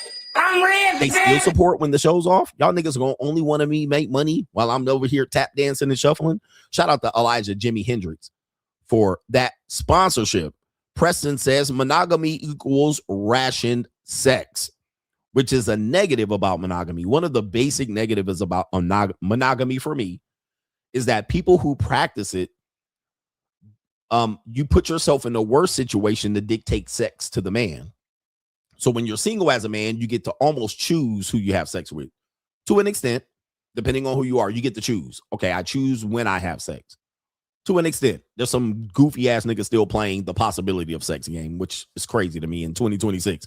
But when you're in monogamous relationships, it is always the woman that gets to dictate when she gets sex. When you get sex, she gets to dictate it, which to me is almost always an abuse of power. She abuses this power to the point where, ladies, are you listening to me? I know I lost you. I'm teaching you here. I'm your teacher. And if you want to get teached and touched, let me know. All right. But I'm teaching you here. When a woman has a man in a monogamous relationship, she will shit on the fact that he wants sex. So the guy wants sex 20 times a month. The woman only wants sex 10 times a month. That's typically how it happens in long-term relationships. So there's going to be this gap that needs to be filled. So she'll do it for duty, for pity, or she'll tease him for wanting sex. Like he'll come behind her and he'll grope her or touch her. And she'll be like, you're always doing this. And she'll dangle the carrot and tease and pull it back. Or she'll say, you're always horny. Why? She'll criticize his biology. She'll shit on the fact that he's horny. She'll tease him. She'll offer pussy and take it off the table. She'll wonder why he's always aroused. Why are you always touching on me? Can't we just cuddle and lay here? That, to me, is an abuse of power. She's abusing the fact that she gets to dictate and control the monogamy, the access to sex. Okay. I don't think that's way too much power that I would give a woman over my dick and my nuts. There's no way. There's no way. I mean, I did it before, not to say I was faithful in my marriage, but never again, bro. Never again will I give the woman that power. Okay, you don't want to fuck, I'm fucking someone else. It's like, that's it. All right, that's the bottom line. You turn me down for sex, I'm going to go get some. So that's where I think monogamy is negative, is that it gives women too much power to dictate control and to actually emasculate you by saying there's a problem with you by wanting to fuck all the time. You want to fuck all the time. Why? Why do men want to do it? Because we want to. That's why. All right, you don't want to fuck, I'm going to fuck somebody else. All right, we want to fuck. How hard is that to understand? Why are you here criticizing me? Are you horny again? You want it again? You want another round? Yes, bitch. Another round. Open up. Open wide. Okay, you don't want to? I'm going to fuck somebody else. I'm not having to talk about this. It's my biology. I want to fuck. I'm a dude. I'm a healthy guy. My dick is hard. If you don't want to do it, don't be monogamous. Okay, I don't want to do it. Okay, sit here and wait till I come back. I'm going to go get that 21-year-old black girl I saw on the goddamn internet. I'm fucking her. Like, I don't have to describe my biology. I don't have to defend the fact that I'm a biologically healthy guy. But they want to criticize you for being a biologically healthy guy. That's why I think monogamy is unfair. Why do you guys always want to touch and grope? Okay, bitch, you don't want to be touched? Okay, I'm going to sit over here. All right? Let me go touch some girl. You see that stripper on the goddamn right there up and down the pole? She going to let me touch her for $450. I'm going to touch her titties. She going to lap dance on me. She going to put her titties in my face. All of that shit. I'm going to take her to the VIP room. She going to nibble on my dick. All right? And then I'm going to come back home. Shut the fuck up. And I don't want to hear shit. Don't ask me to do shit the rest of the day after I come back from the strip club. But stop. What I think monogamy gives women a chance to do is criticize your biology and emasculate you and make you feel sorry for being horny. Maybe I shouldn't be horny. Maybe I have a problem. Yes, you have a sex addiction. Now you're in therapy for getting sex addiction. My husband is always horny in the middle of the morning, right in the morning, right at night. He's always wants to fuck me. That's the job you signed up for, you goofy broad. You signed up for to be the one piece of pussy that he gets to fuck on. And you get the benefits of that. And you can't even live up to the goddamn reality of it, criticizing me for being horny. Fuck that, bro. Okay. If a guy's healthy and he got to be able to get his dick hard, he should be rewarded by getting his balls, getting the release. All right. That's the bottom line. So anyway, women, if you're offended by this, you're a terrible terrorist in your relationship. You're a terrorist in your own relationship if you disagree with me. And any guy that's in a monogamous relationship with you, I feel sorry for him. I feel sorry for him if he got to defend the fact that he's horny and he want to get a nut bust. He just want to bust a nut. He'll make love you. Listen, ladies, he'll make love to you next week. But I want to be cuddled and make love. I want to be warmed up. I want some foreplay next week. Until then, grab them ankles. I just need about 5 minutes. All right. I need about 5 minutes to get this off real quick. And I got to jump in the shower, get ready. You know, I ain't got time to be motherfucking cuddling with you and warming you up and all that shit. Just bend over. All right. Anyway. And then when I leave, I'm going to leave you some money to go to Victoria's Secretions or whatever Rihanna's brand is. You can go over there and get some panties and some bras. What is Rihanna's brand? You can go over there to Finny. Go to Fenty and go off. All right, here's $300. Go get you some new panties and bras. Go get you some motherfucking perfume, some smell good. All right, just grab them ankles. I don't got to make love to you every time. You don't even have to be awake. Just lay there. Anyway, ladies, I'm telling y'all the gossip. I'm telling you what men won't tell you. All right. I'm telling you what men won't tell you. So what do we got here? We're going to go back onto this part of the show. I'm speaking for all men. All right. What do we got here? Okay. Ooh, I don't even know if there's any. Well, I got to be careful. Let's see. Should I even talk about this? I got to be careful. Let's talk about this. Let's go on to the next part of the show, which is going to be, it's an evil world we live in. Let's get the sound effect. It's an evil world we live in. All right. It's an evil world we live in. We have this woman here, a female truck driver, ecclesiastically, a woman that decided to get into female trucking. Apparently, she is irate. She is irate. There you see her right here. And why is she irate?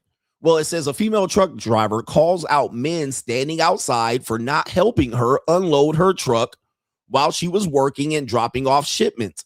She says, what kind of man are y'all? What kind of men are y'all? Let's hear what her beef is and see if we agree with what the hell she talking about. Dear warehouse men, please let me explain to y'all how fucking annoying and creepy it is for y'all to fucking sit there and watch a bitch unload her whole motherfucking truck. Like, that's so fucking annoying to me. That is creepy. Like, you just literally stand there and watch me. Literally watch me unload my truck and you're just standing there.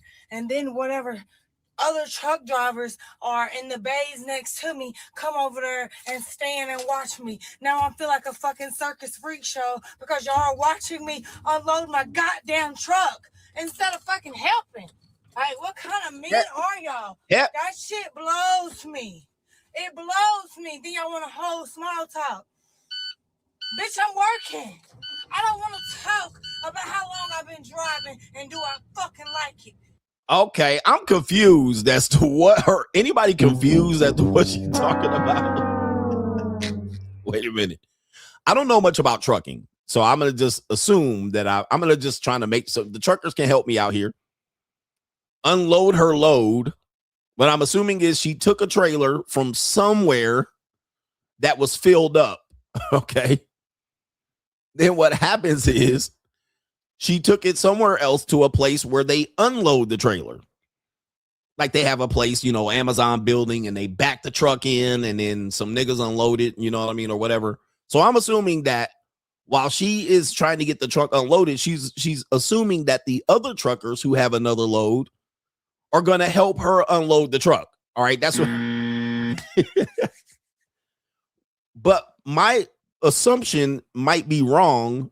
I think it is up to you to get the truck unloaded. If I'm not mistaken, that might be part of the job, meaning that when you get to the destination to get your trailer unloaded, that you're supposed to be the one to unload the trailer. That might be part of the job. I don't think the other truckers are supposed to unload another trucker's trailer, even if it's a woman.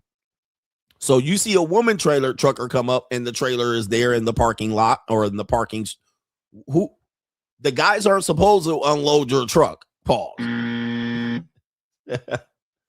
She gotta be trolling because this doesn't make sense for her to believe this, but I think she says it blows her load. I think that's what she said. It blows me.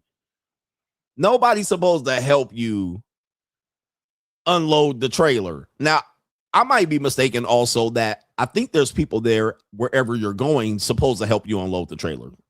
But to have another trucker unload the trailer standing around small talking, I think that's what truckers do when their trailer is getting unloaded by whoever works at the warehouse. So that part I don't understand. I think there are people that unload the trailer.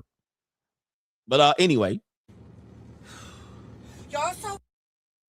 Oh, yeah, she definitely was upset about this. And she going in, what kind of men are you for doing this right here? Warehouse men make it extremely uncomfortable. This is just her being the victim in a place where she volunteered. You volunteered for this type of job. So this is part of your job description. So you must do the job, right?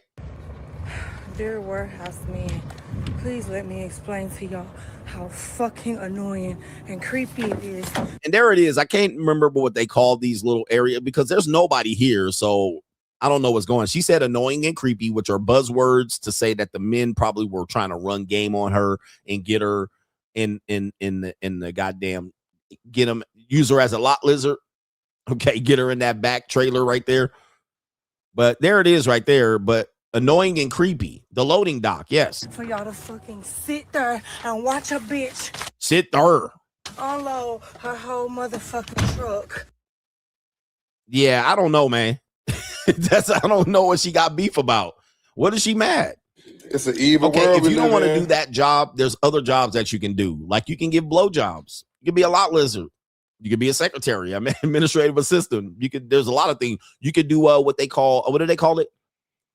Logistics, where you call this trucker and you're over there on the intercom. I knew a girl that claimed she did logistics, and she only sold pussy. But I think she did logistics and sell pussy. But she said she wasn't selling any pussy. She did logistics. All right, but you could do logistics where you're just sitting there and you're telling these truckers to go here and there and pick up that load, dispatch. All right, you can do that. All right, but nah, man, you go out there to do that job, you must do that job. Yeah, logistics seem like it's an easy job. That's crazy. All right, we got this evil world we live in. An alleged couple at a comedy show claims that they became a couple after the woman dated his father. All right, so there you go. We got an ecclesiastical white gold digger, sugar baby, with a goofy beta male, and they're claiming that he got her after she was done dating his father. All right, we got a great straight up. I got money. All right, straight up interesting situation here. Let's see how this turns out. This is how one of those situations, because she's a flatback, right? People perceive her to be good looking, right? But she's a plain Jane, and she only because she has blonde hair, really.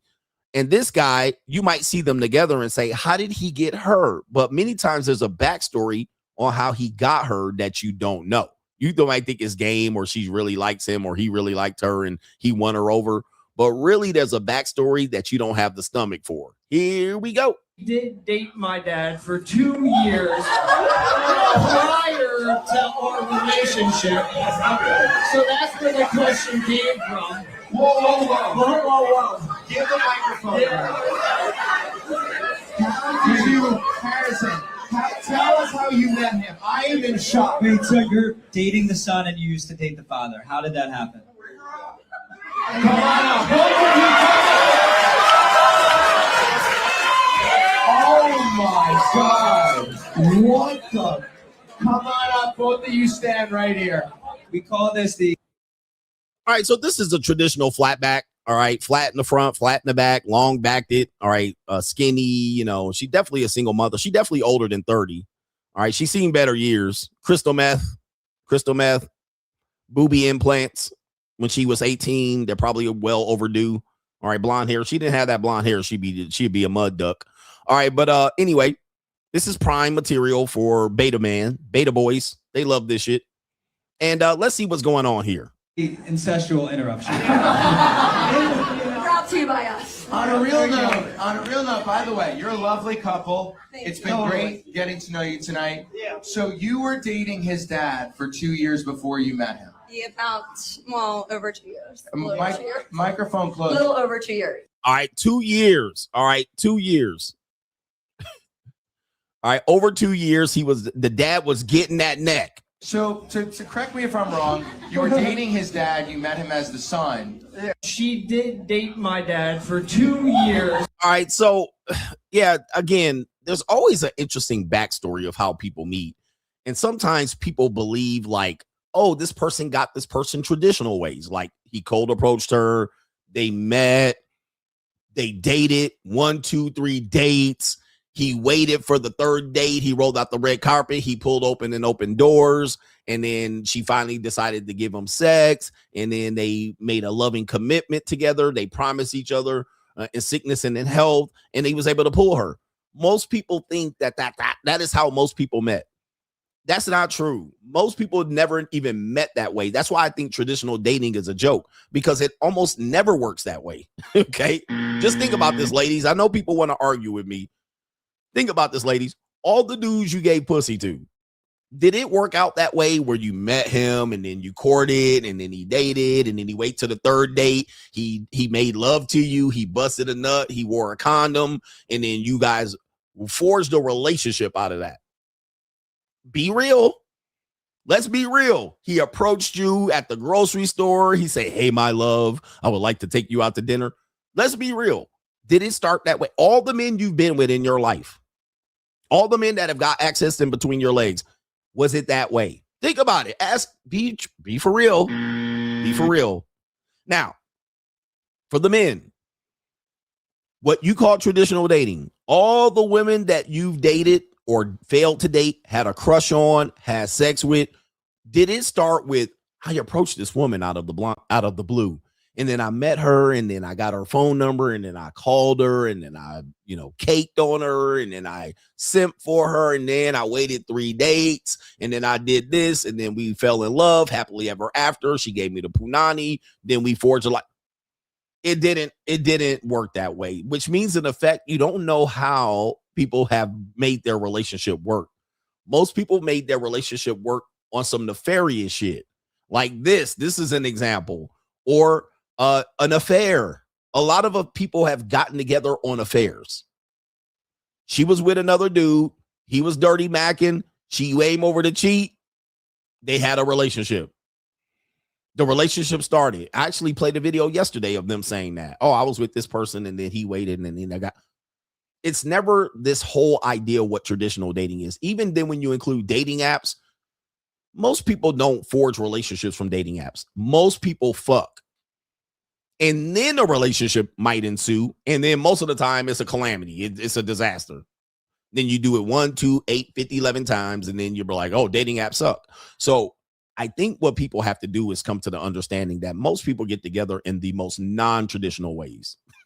The most non-traditional ways possible. Most of the time, sex is a part of it. The absence of sex doesn't lead to these marriages and relationships. Most of the time, the sex is ever present. Most of the time, it was present on the first goddamn day. So traditionalism is not the way people get along. And that's kind of a proof of that. Anyway, sad reality. All right, what do we got here? I got an old stream element promoting something that doesn't promote right now. I'm not doing. All right, so we got, let me see here. How much more evil world we got here? All right, this is going to be a long ass show. All right, it's the evil world we live in.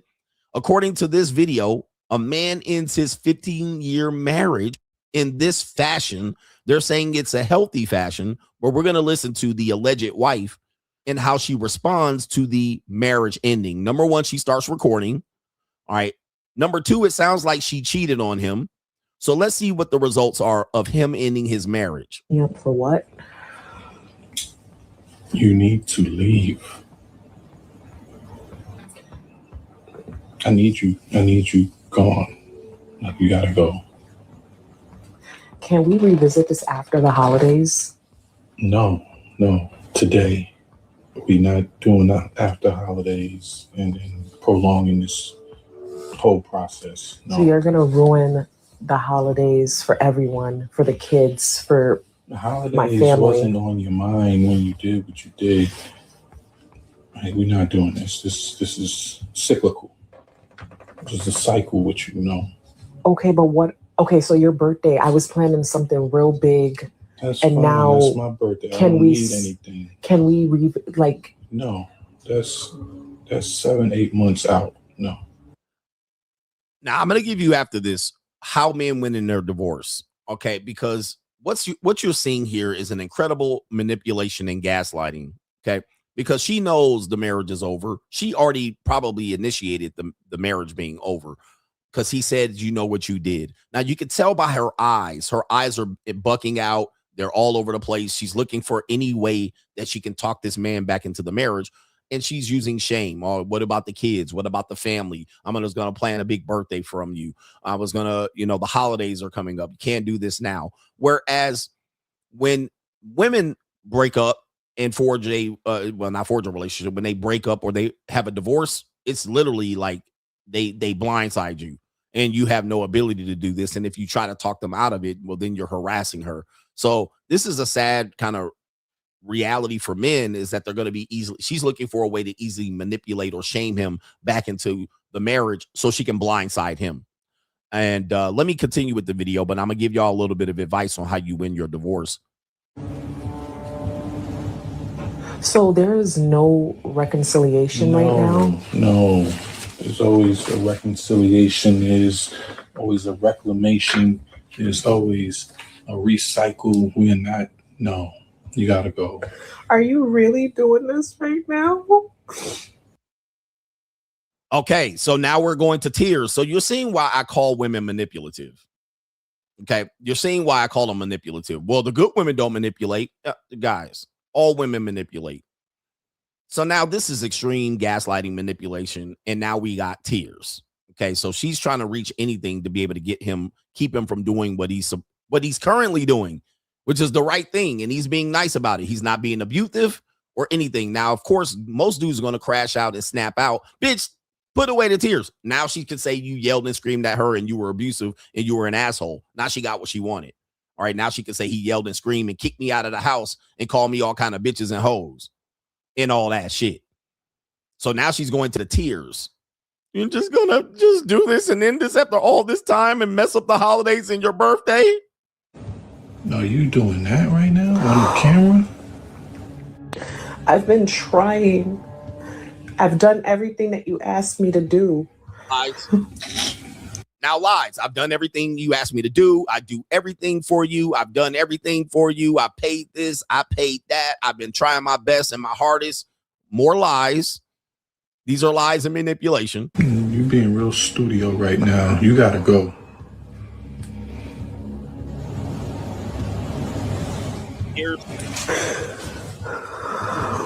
All right. Hyperventilating, acting like you're going to throw up. I'm sick. I feel like I'm going to faint. This is not happening right now. This bitch will be in an ambulance hyperventilating. Please don't do this. Begging. Like, the holidays are coming. The kids Don't put this on me. Like, let's not do this. Don't put it on me. You know, I've been going through so much. I've been going through so much. I've been going through so a lot. I was abused as a kid. They teased me when I was, they called me Blackie and Jemima when I was in middle school. I was depressed. I was going through so much. Dick, that's what you've been going through so much. I've been going through so much. They fired me at my job. Now this timing is not good. This is the perfect example of manipulation. And this is why men get motherfucking crushed in relationships and marriages. This is why you get crushed, because you be like, okay, I'll give you a second chance. Or the last thing she ain't done is opened her legs. Let's go fuck. All right, let's go to the bedroom right now. I'll suck you off. I'll do all the things you like. All right, I'm sure that's coming up next. No, you've been putting yourself in so much. He's not empathetic. He doesn't care about me. I claim I was going to hurt myself, and he encouraged me to hurt myself. Here it comes. These are your actions. Don't do this. Don't do this. We can be human. Have a heart. Fix this. There's no fixing. You gotta go. Oh my God. You gotta go. Like, this is not happening right now. This is not happening right now. It has to. I can't lose you. I can't lose you. Don't fall for these things, gentlemen. I can't lose you. I've had a woman say that, holding a knife through her wrist. I can't lose you. This is all just last ditch efforts to hold on to a situation to where when you give in, she get the blind side you. It's already lost. It's already lost. I've given you the opportunity to correct the things that you've needed to correct in this relationship. And they've been corrected without and I feel like it's not being reciprocated. All right, so again, now she's bringing about, okay, I gave you a chance. When you messed up, I gave you a chance. Now I messed up, you're not giving me a chance. All right, here we go. For me, I feel like I've given you all the opportunity to do what needs to be done, and you and not don't give me the same space to get the things done that I need to fix. I know I can fix it. Tears, fake tears. Please. You need to rectify with yourself. Woke me up. And also the recording for recording, trying to gaslight him, manipulate him, or at least get him to do something to put him in jeopardy during the divorce. This is what I talk about. This is what I be teaching you about. And it happens to all of us. Whether it's a girlfriend, whether it's a fiance or wife, this stuff happens to all of us. And too much, they lean on shame or to get you to have a heart and be human when you got to be colder than the other side of the pillow. Rest in peace to Stuart Scott. You got to be colder than a Russian winter. You got to be colder than a Russian blue-eyed Natasha. You got to be cold in these streets. You got to be down and cold on the broad because they're using all the tactics they're using is manipulation. Now, what'll happen is when you give in, that just gives her time to set you up for the okie doke. That's all she wants. She wants time to set your ass up for the okie doke, to play the victim leading out of that. So now that you got her sleeping there for the next 2 weeks, you can know sure and well she planning your okie doke. And this is how I'm going to give y'all some advice how men can win in divorce. This is what you need to do. And I want you to take this advice. Heed this advice right here, because a lot of you guys are in a situation where you see your marriage slipping away. And you're bucking up and cucking up, and you're not going to do what you need to do to win in your divorce. This is why men get fucking filleted in divorce. Number one, you need to be proactive, not reactive. Number one, be proactive, not reactive. This is why women file 80% of the divorces, because we are reactive. We're hoping we can work it out. We don't think she's going to do that to us. Okay, this is why women file, not because of just the money, it's because we're trying to work it out. We don't want to take the L. We don't want to pay the restock fee. You have to be proactive. You have to be the first one to strike first, strike hard, kick Cobra Kai. You need to be the one to knock her on her ass, blindside her. Don't let her reel you back into the relationship. That's number one. Be proactive, not reactive. Number two, you're at war. This is what I tried to explain to Ecclesiastical Andrew Wilson, which he couldn't believe me. I said, you're in a lawsuit. A divorce is a lawsuit, aka she's suing you. And he was like, a divorce is not a lawsuit. That's when I knew that nigga was an idiot. Then they went on Chat GPT and then tried to Chat GPT it. I'm like, I'm looking at two idiots trying to beat me in a conversation that don't know what's going on. This nigga been divorced. You're at war. If someone's suing you, do you still live with the motherfucker? If someone's suing you, do you say, well, my wife is being cool. She cool and we down for each other. I believe she wouldn't ruin me. No, you're motherfucking guys. You're at war. This is a lawsuit. You're being sued and they're using the state versus so-and-so, CGA versus CGA, Adams versus Adams. You're in a lawsuit, nigga. You're not going to be talking. You're not going to be living. Oh, she cool. I don't think she will ever. You nigga, you're in a lawsuit. You're at war. This is time to cut her head. Cut her head. You're trying to get an advantage over her. You ain't sharing information about her. Oh, my job, since we broke up, I've been getting more clients. My business has been thriving. You fucking idiot. You don't tell your person that's suing you that you're doing better in life and better in business. You don't give no information. What did Dr. Dre do? Dr. Dre did that to his ex-wife. She was suing his ass. He was still fucking her, which you never do. He was still fucking her. And then he was telling her about all the, how he moved the money. And guess what happened? She went in court and used that against him. She went in court and used it against him. So it does happen sometimes where you're getting a divorce, but you still have sex with each other. I know that to happen. Okay. But what happens is pillow talk. No, don't fuck her no more. Leave her alone. Don't tell her no information about nothing. Don't never. So Number one, again, be proactive, not reactive. You need to be the person who is the petitioner, not the respondent. And often too much, men are the respondent. So she gets to tell the story first in court. Number two, you're at war. This is a lawsuit. Don't listen to Andrew Wilson or Sean Michael Kelly. Them niggas don't know what they talking about. You're in a lawsuit. She's suing you. Number three, and this is the big one. Meet with every attorney in your county. Meet with every attorney in your county. Go on the yellow pages, the white pages, the internet. Go have a consultation with every attorney in your motherfucking county and the next one over. And that's where you have to have time, because men get in a divorce and they just stay at work. I'm going to just go to work. I'm going to go to work. I'm going to keep my daily habits. I'm going to just go to work and hope this shit goes away. It ain't going away. You go take a consultation with every attorney in your county. You go from one to the next, to the next, to the motherfucking next. And you talk to that nigga for 15, 20 minutes and whatever, and you bounce. You might not give a fuck of what he says. You might be taking notes. Who's going to be the best attorney? But that's not why you're meeting with the attorney. You're meeting with the attorney so that when she goes to meet with the attorney, he cannot take the case. It's a strategic move. So because of conflict of interest, because you consulted with that attorney first, when she goes to consult with that attorney, he can't take the case because he has met with you previously. It's a strategic move because you're at war. This is war. And you got to do what you got to do. All is fair in love and war. So that's why you meet with every attorney in your county. Nigga, meet with every attorney in the next county. Take a motherfucking week off, a month off, and just meet with attorneys so that when she goes to find an attorney, she can't motherfucking find one. All right.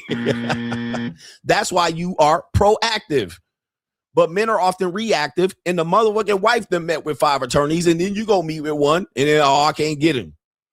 So I'm the one to tell you this. Andrew Wilson ain't gonna know this because he a Neanderthal dumbass. Michael Sean Kelly is just new. He wet behind the ears. He young. I'm telling you what to do here. And y'all niggas ain't even dropped no money in the goddamn support when I'm giving y'all I've just saved y'all hundreds of thousands of dollars. I've just saved you guys. In this stream, I've saved probably $15 million in this stream.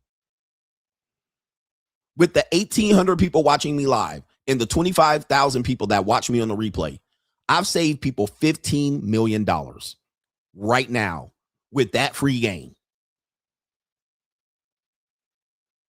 Shit that most people don't know. This is why I'm the best of the best. This is why I'm the best of the best. This is why nobody can tell me there's nobody better. When somebody says there's someone better than me, I'm like, how?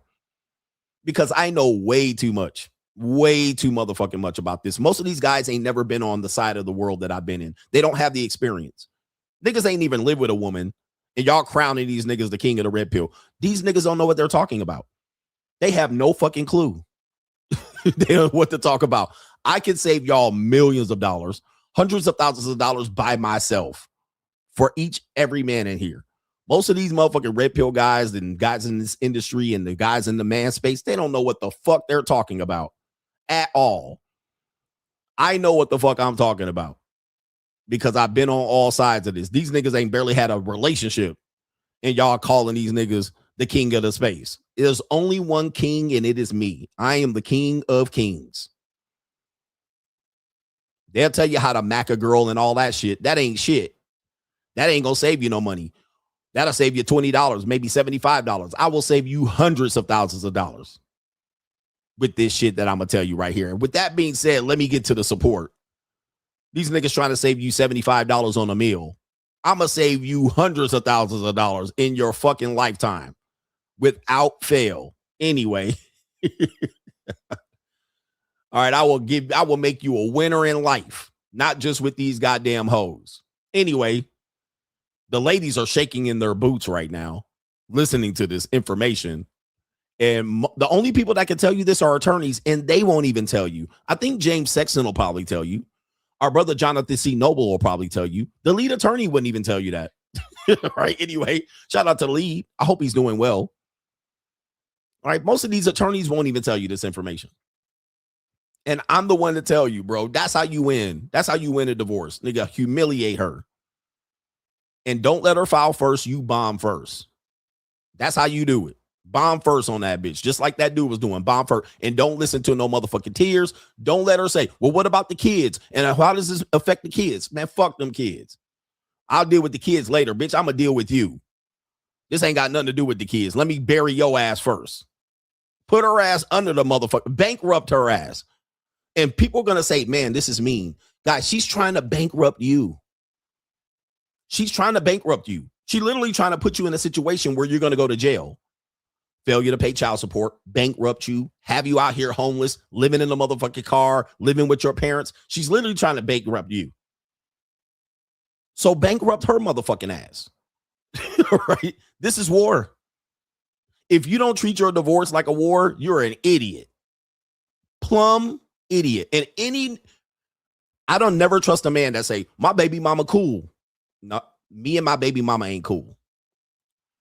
You should be cool with your baby mama. That's the mother of your child. Man, fuck that bitch. All right. During the divorce, fuck that bitch.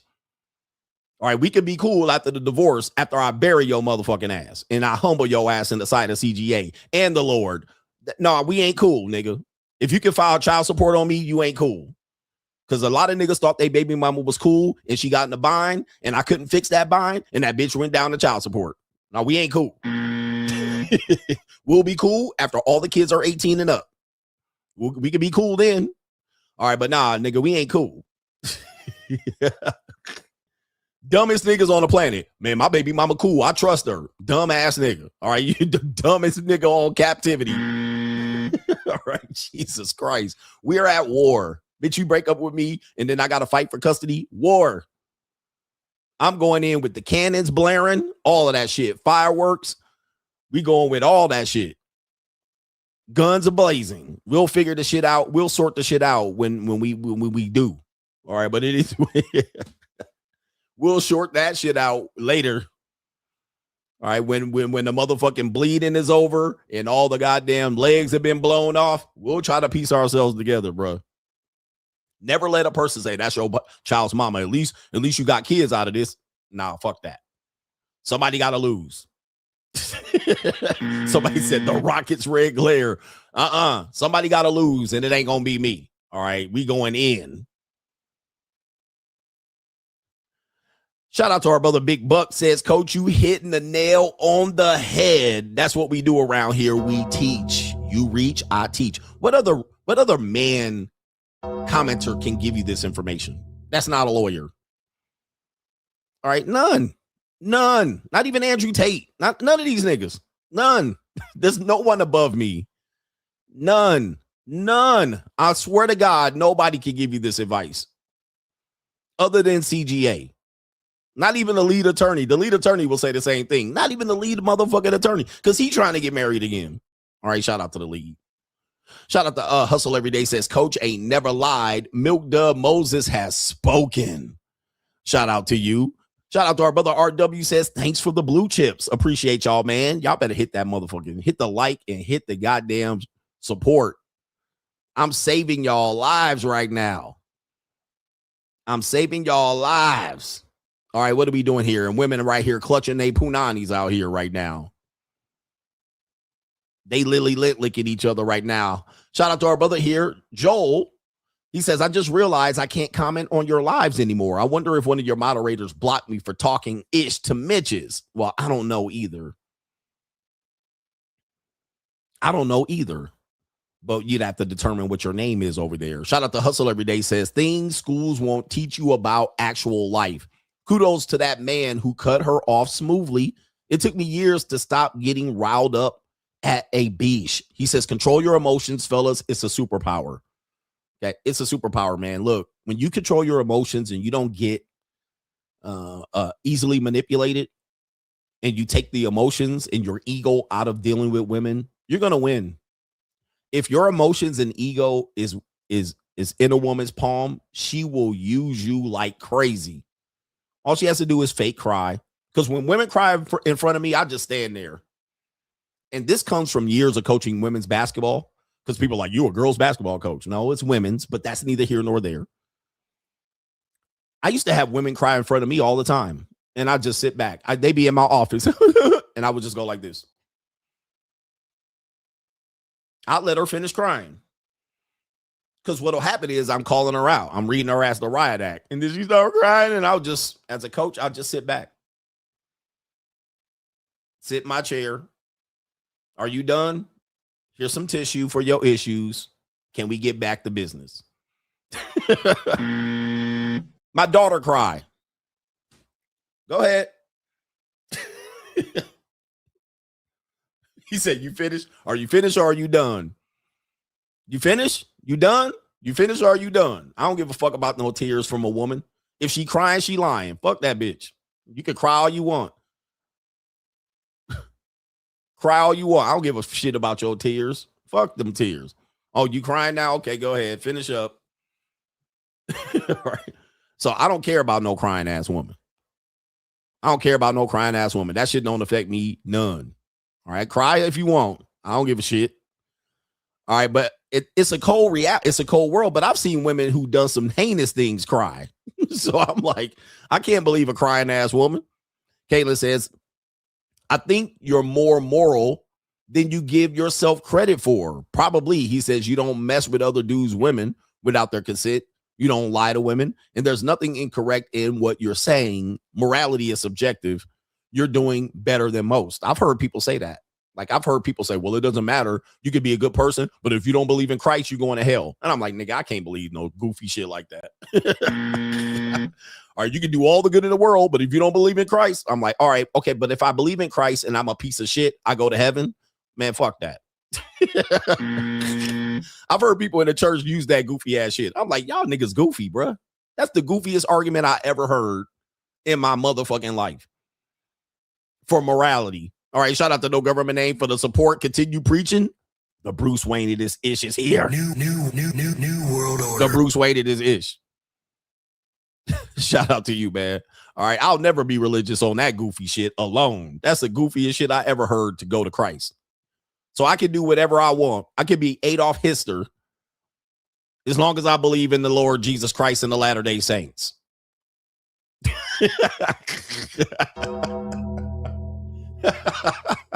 Okay, sign me up.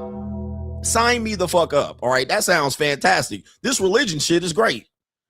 All right, but if I'm a good person, but I don't believe in the Latter-day Saints and Jesus Christ, I'm going to hell. Okay.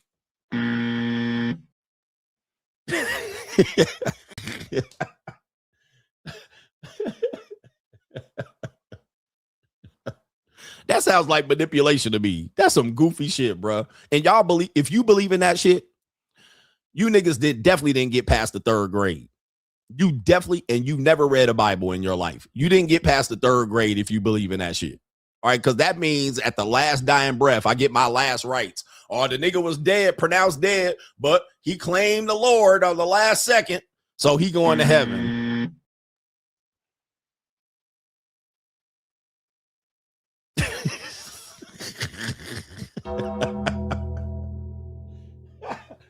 All right, JFK got his head blown, the motherfucking smithereens. He was dead on arrival, eyes locked like this. Then they brought in the goddamn Catholic priest last motherfucking second, his brain leaking in the seat. But because he was Catholic and the last preacher came in and said, well, he was still technically alive. He did claim Christ before he died, so he goes to heaven. No, he's not. He's in hell. He went to hell. He did not repent with his last breath. Nigga was leaking in the goddamn limo seat after fucking Marilyn Monroe the night before. I'm just letting you know he's in hell. All right. Fuck y'all in your religion.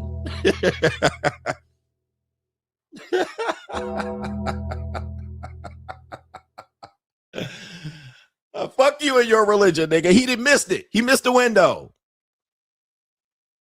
Technically, no, he ain't in heaven. Niggas in hell burning in the eternal lake of fire. Fuck out of here, niggas. All right, if you want to believe in some bullshit, this ain't cartoons, making up your own rule as you go. Fuck y'all, goofy ass niggas. Look at these niggas leaving. They don't want to hear this shit. I just saved your life I just saved you millions of dollars of divorce. Now y'all want to leave the stream talking about your goddamn phony ass coming back after the third day. God.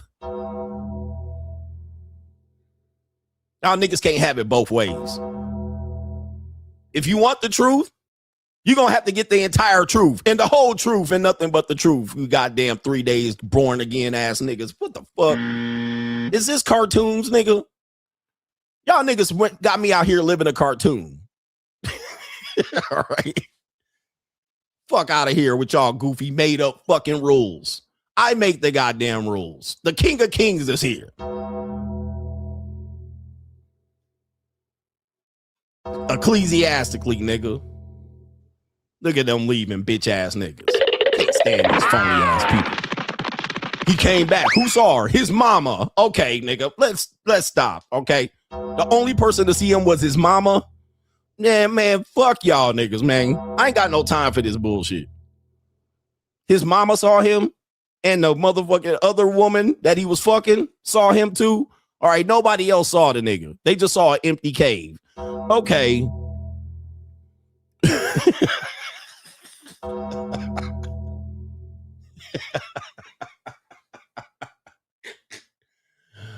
Oh, these niggas is fuming right now. I done lost 100 people. All right. I done lost 100 people. I just saved y'all all that money in divorce. And here's what's going on. Y'all gonna double cross me because I don't believe in your fucking phony ass 3-day arisen story. All right. Yo, kiss my whole ass. Yeah. Oh, shit. I don't believe at the last dying breath you could go to hell. Anyway, let's get back to the story. I'm gonna piss some people off here. Anonymous says, business idea. Okay, let me see here. Okay. What about real estate to men victimized by the family courts, especially like a profitable safe haven? All right, a business idea. Shout out to you. Business here. The Christians are mad. And let me do this here. That's a business idea, but I don't know if it would get much support. But let me get these sponsors off right here. It is Alexander Ruffin says, I just joined Locals and watched your Ling Ling story. That story was insane. Your security system alone showed me that I need to step my game up some more before I hop over to the JUCO. I was dying laughing when you showed the Ling leaving your place. Yes, indeed. That's a sponsorship. Here we go. I'm rich, man. Man, I've been telling you about my security system for a long time. All right. If y'all run up in here, y'all gonna be on video. All right. You're gonna be on video. And I've been telling you about this security system that I have in and outside of my house when I'm at the JUCO to protect me. Okay. This is the Desert Storm bunker. You're gonna be documented when you come up in here, bro. You're gonna be documented. You're gonna be documented leaving, coming, and going. So you can't just bitch try to dip out with all on my security system. I showed y'all the video over on Locals. I was like, look at this bitch. She was documented on several cameras leaving. Anyway, but for me, that protected me 100% because if she would have came up missing in Las Vegas, I would have been like, yeah, well, she left. I don't know where she went. It would have been completely a story nobody would have believed. All right, shout out to Jay McGee says, what up, coach? It's not if, it's when. Keep preaching. Reverend X these Mitches. Shout out to you. It's not a matter of if, it's a matter of when. In fact, the people that don't believe in me, look at your own resume of relationships. And I don't know why y'all arguing against me. I think it's because most men, they want to believe that somebody gonna like your goofy ass. That's what men want to believe. Somebody's actually going to like me. I get it.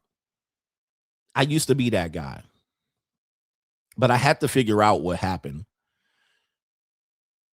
Out of all the people in the world, there's supposedly 8 billion people. So let's just split it down the middle and say there's 4 billion women, 4.5 billion. Oh, well, that's 9 billion. 4 billion men, 4 billion women. Then we have to deduct for kids and elderly and all of this wild shit. So we could just say that there's 2 billion people that could possibly mate and fuck each other. 2.5 billion that are single or married or divorced that could probably be in the age range of 18 to 45, 18 to 50 that could marry and fuck. 2.5 billion. Now, this is now including the ability to travel, right? We have airplanes and shit like this, trains and boats, shit that people didn't have back in the day. We're mobile. We have the ability to communicate, email, text, WhatsApp, Snapchat, Instagram, DM, so forth and so on. Shit that we did not have for ecclesiastical years. Telephones, all of these things and music. So we have a global marketplace, which in the traditional days we did not. So y'all want to go back to the 1850s and 1950s and shit like this, where people didn't have this type of reach. Now, if we take those numbers, you believe there's one motherfucker out here for you? Okay. There's only one. There's one person out of them people that like you above everybody else of the other 2.5 billion people. Only she likes you, or vice versa. Only he likes you. This cannot be true. This can't even be true. Out of all the people that she's like, I'm locked in on you. I only like you. I only want to fuck you. There's no possible way. Not with this much access and reach. Soulmates and goofy shit like that. What people had was scarcity. People had limited options. That's what people had. And then people had pressures. She's going to hit the wall. She's not going to be able to have healthy kids after a certain amount of time. Religion stressors in religion. Can't divorce. Marry young and procreate and have as many children as you want. Now she's stuck with 5 kids and can't remarry. So people had scarcity that led people to traditional dating and relationships. You had laws, mores, norms, culture. That's what people had. Limited reach. Limited economics. You have people that'll write you out of your will for dating and marrying. You're a white man that owned land and you dated a goddamn slave. Right? You had limited reach. Like, that's what people had, was extreme limitations on what they could do, and that's how they acted. Now, today, what you're seeing is people don't have these extremes anymore. They have reach. They have longevity. They have women can preserve themselves. They don't have a wall anymore. They don't have a wall. You could tell a woman you got to hit the wall at 32. They're going to laugh in your face. These women are like, I'm going to get married and have kids at 46. As long as they believe that, they can do that. They got the miracles of modern science. Botox, breast implants, tummy tucks. All right, they're Frankenstein's monster. BBLs. They be out there, olive Olay. They be taking baths in caviar. Like, they do all kind of shit. They be doing all massaging their face muscles, doing vagina rejuvenation therapy. They're like, we could get this going until I'm 50. They be doing kickboxing and yoga, in vitro fertilization. They can't be beat. We beat the scarcity. We beat the limitations. So now y'all trying to use standards that were based on limitations, and the limitations are no longer there. They can get flown to Paris. They can get island hop. They can go meet whoever the fuck they want. Hoes in every area code. They can do that all the way to 35 and 40 and 45 and 50. Especially then when you have black men that'll fuck anything and marry anything, because them niggas have scarcity across the world. They'll never gonna lose. They're like, what's the rush? Now you don't have shame on top of that. All right, we can be whores and fuck, and then body count don't matter. Everybody got a past. They can have orgies and trains and all of that shit. Niggas still gonna marry them. I mean, this is why people are frustrated. They don't realize it. It's that people don't have scarcity no more. Now, once the black dudes or men in general said, I'll be a passport bro. I'll go marry an 18-year-old Filipina, where you have scarcity where you are at. Okay, you marry it. You're 45, divorced. You can't marry a 20-year-old. You can't even look at a 20-year-old in the United States. You can't even look at a 20-year-old. Go to the Philippines. Watch this. I'm gonna prove it right here. I'm gonna prove it right here. Now, since you can eliminate scarcity by being mobile, you can eliminate abundance, or you can have abundance and eliminate scarcity by being mobile. Now you can go marry an 18-year-old and you can be 45 because it's fair over there.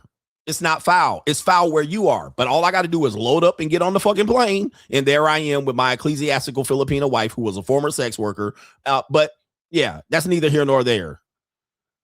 Now I can get one. You see the difference? What happens between now? People have scarcity. Well, in Tennessee, I can't do that. But in the Philippines, yes, the fuck I can. You see what happens? I cook, I suck, I shut the all fuck that up. is you have options. That's all that is. It's just I created options by moving. I changed the game from one normal and moral code to another normal and moral code. That's all that happened in what people are frustrated with traditional dating. Okay. He got him a 3 foot tall peanut right there. I cook, I suck, I shut the fuck up. That's all that happens. And that's why people can't get traditional dating rules back to the old code of traditional dating, because there is no traditional dating. Dating is a myth. I've destroyed the myth dating. Dating only existed because people were programmed and conditioned and agreed on those rules. Before that, people were against dating because it was against the norm, the morals. Dating was against moral code. Women weren't supposed to be freely hopping around and dating like Virginia Hill and motherfucking Bugsy. They weren't supposed to be horning around and being a flapper. But once people accepted that reality, then they said, okay, I guess dating is okay. All right, anyway, I'm trying to school y'all. All the Christians have come back. Hopefully I'm not on their Lord anymore.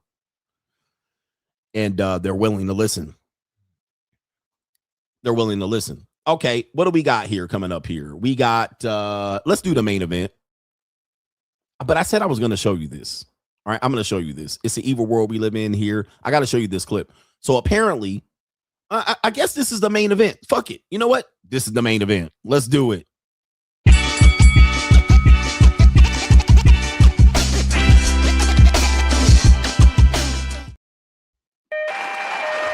Okay.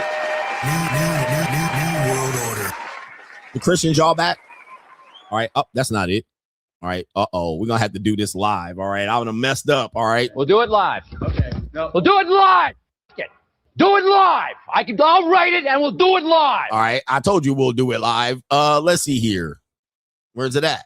Okay. There it is right there. Main event. Okay. There it is. I just put main event. All right. Here it is right here. The main event is why this is the end of monogamy.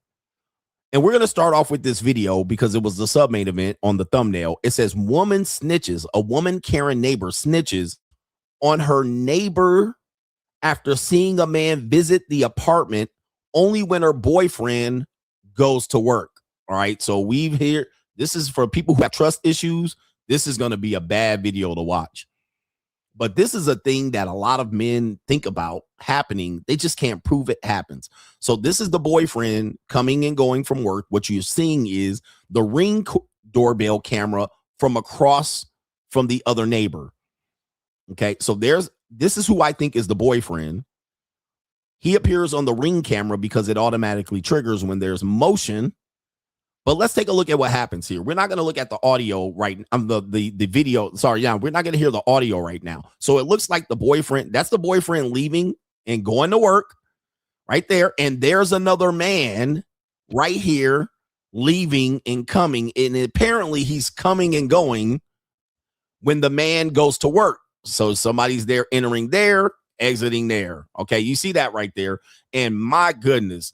I mean, this is a nightmare scenario for any man or woman for that matter. When you are, your guards down or you're in protection mode and provider, which women encourage you to do, and you're out providing and she out fucking. Okay. And you're like, damn. And this guy is quote unquote fucking for free, meaning he don't have to support and provide for her. Whereas the other man has to do what? Be the hero. Protect, provide, support. So why would I protect to provide support when I go to work to provide and support, you're out fucking? Okay.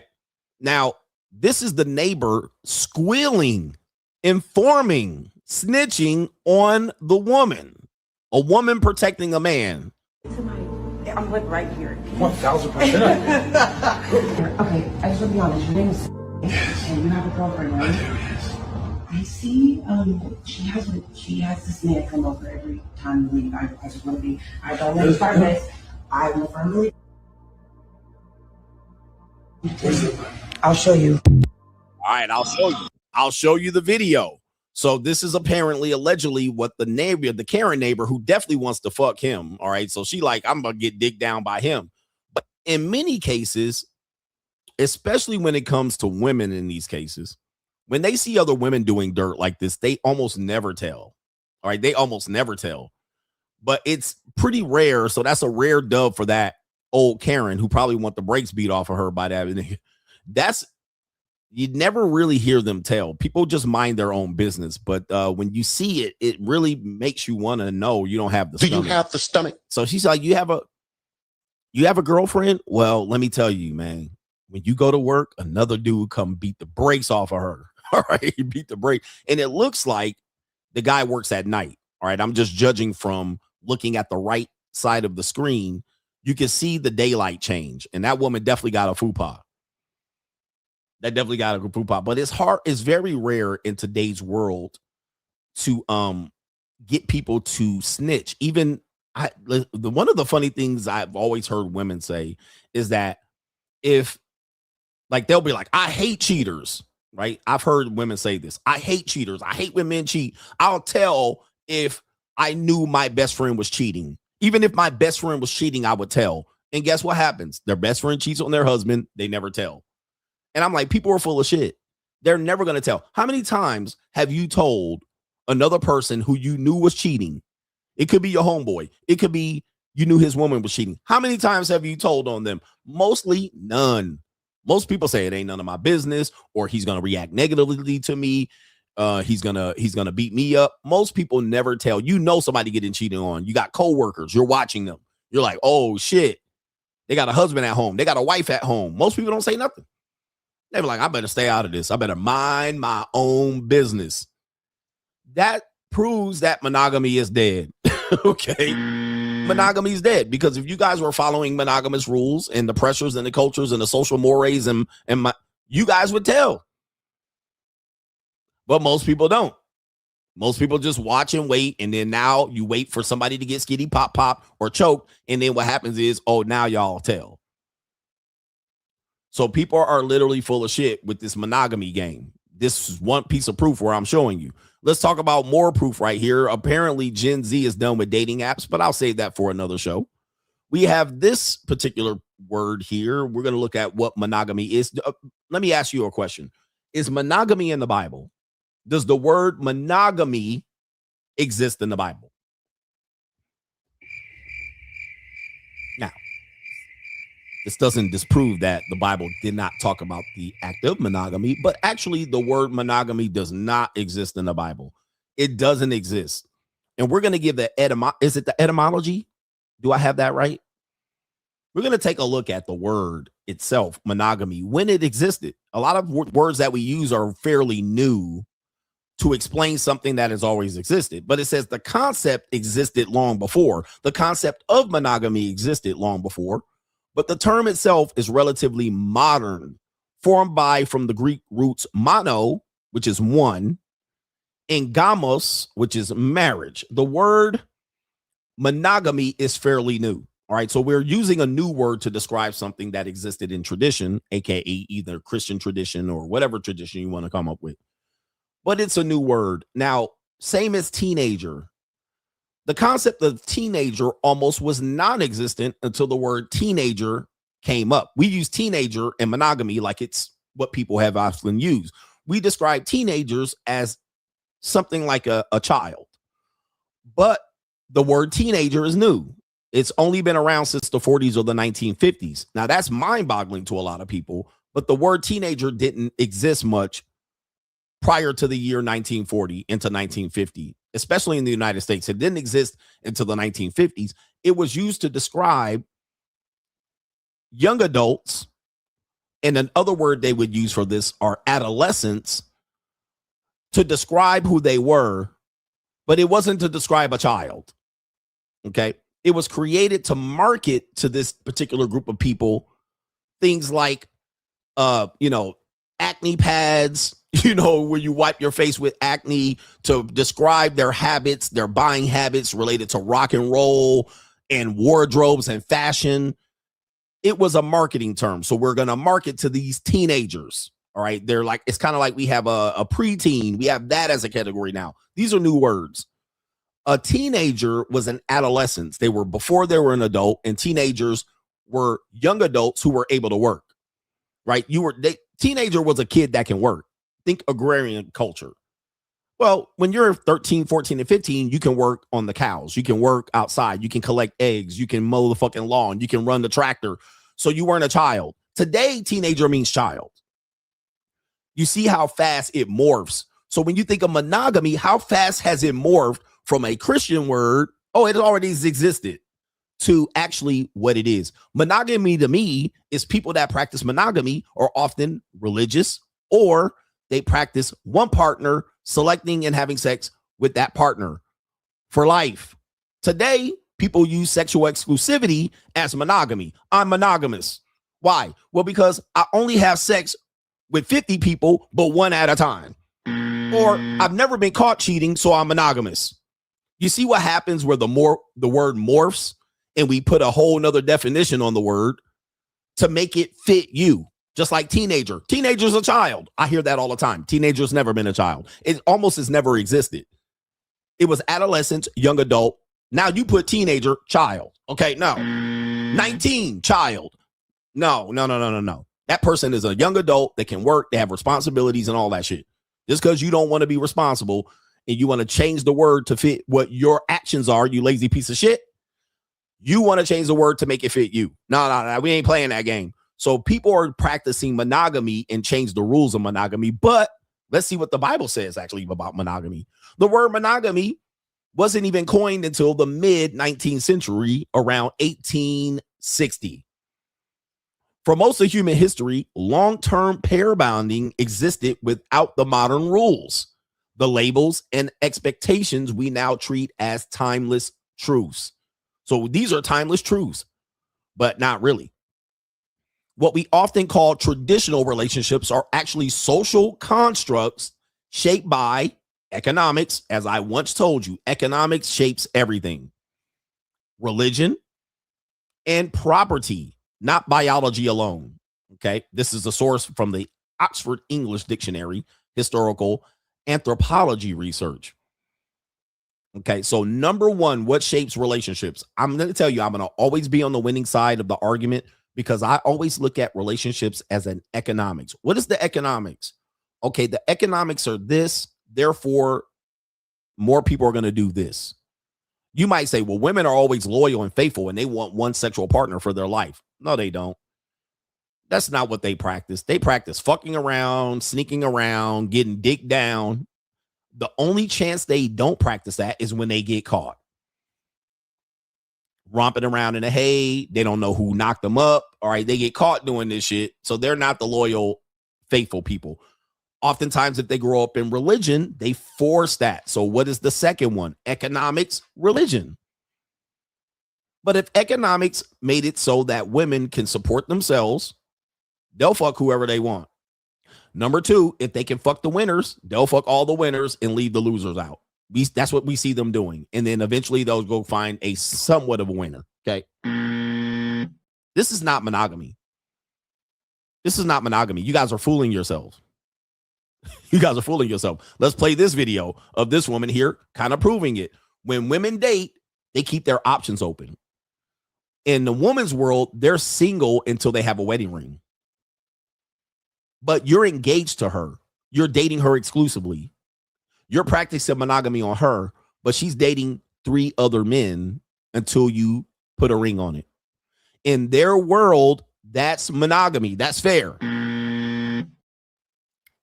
I'm not telling you it's not fair, because she's like, well, why would I string it along with you when this other person is a suitor? So is that monogamy? Women are encouraged, especially today, to openly practice this. That's not monogamy. Because she fucking a lot of them. She fucking some of those guys. Not all of them. But let's play the video. That's cool if you don't want to take me out today, because my other nigga gonna take me out today. Okay? You ain't send me flowers today? My other nigga sent flowers today. That's right. That's cool if you ain't called me today. My other nigga called me today. That's cool if you don't want to take me out today, because my other nigga gonna take me out today. Okay? You ain't send me flowers today. My other nigga sent flowers today. That's right. That's cool. All right. So in this case, thanks to social media, again, modern things change. We now have women openly admitting this, right? Which this was a fear for us as men, but they've been always doing this.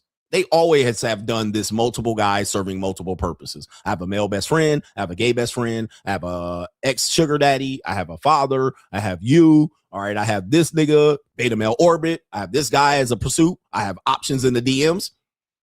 Okay.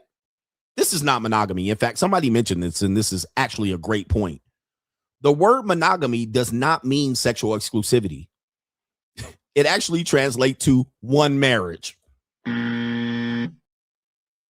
Okay. So when people say they're monogamous, I actually say, no, you're not. You're not even monogamous in your marriage. Because if you're not fucking in your marriage, well, you don't have a marriage.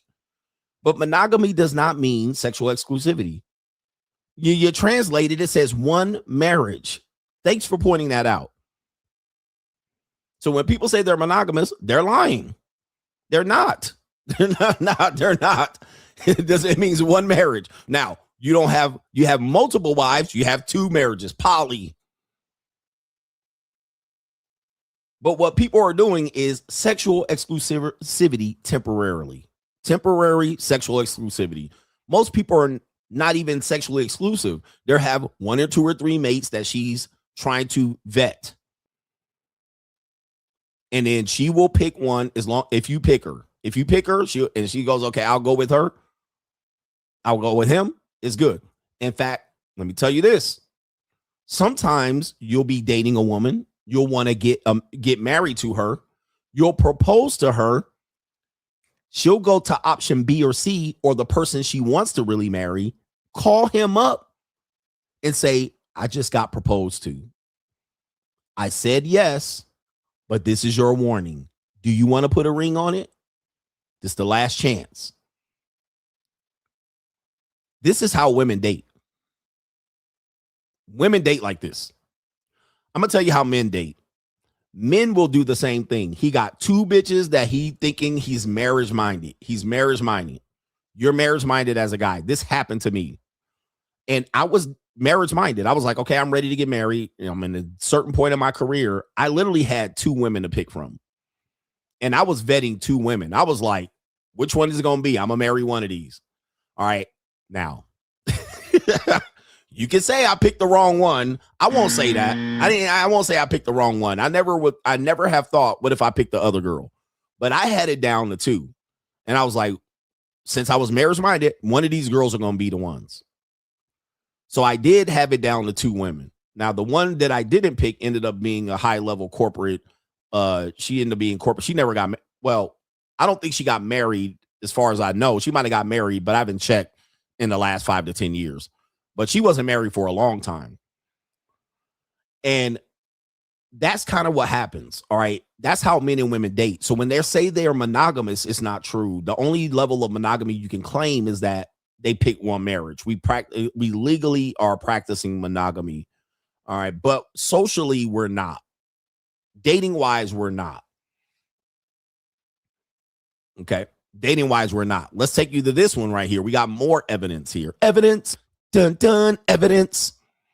Is your life giving on evidence? Type where that's from if you a black niggy. All right. And I will give you guys a discount code to a course. Everybody gets the discount code. All right. But evidence. Dun, dun, dun. Okay. Y'all, we got some black niggies in here. All right. We got some real niggies in here. All right. I'll give you the discount code later. I'll put 3 courses on discount. All right. Anyway, shout out to the Reverend Dr. R.I.P. Frederick Casey Price. All right. You a black nigga. You used to sit up in South Central LA watching church on TV, ass nigga. All right. But anyway, here it is right here. We have this woman that says monogamy is toxic.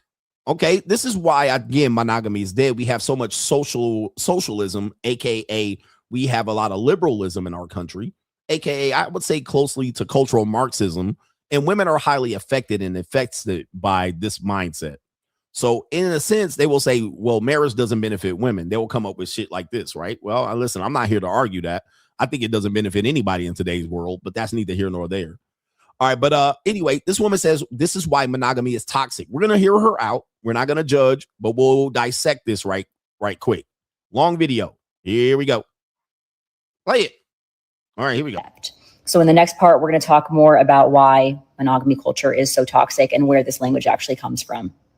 Monogamy culture is incredibly toxic as it positions cheating as the ultimate sin, deserving of the ultimate punishment. And I'm going to break down piece by piece what I mean when I say that this culture is toxic.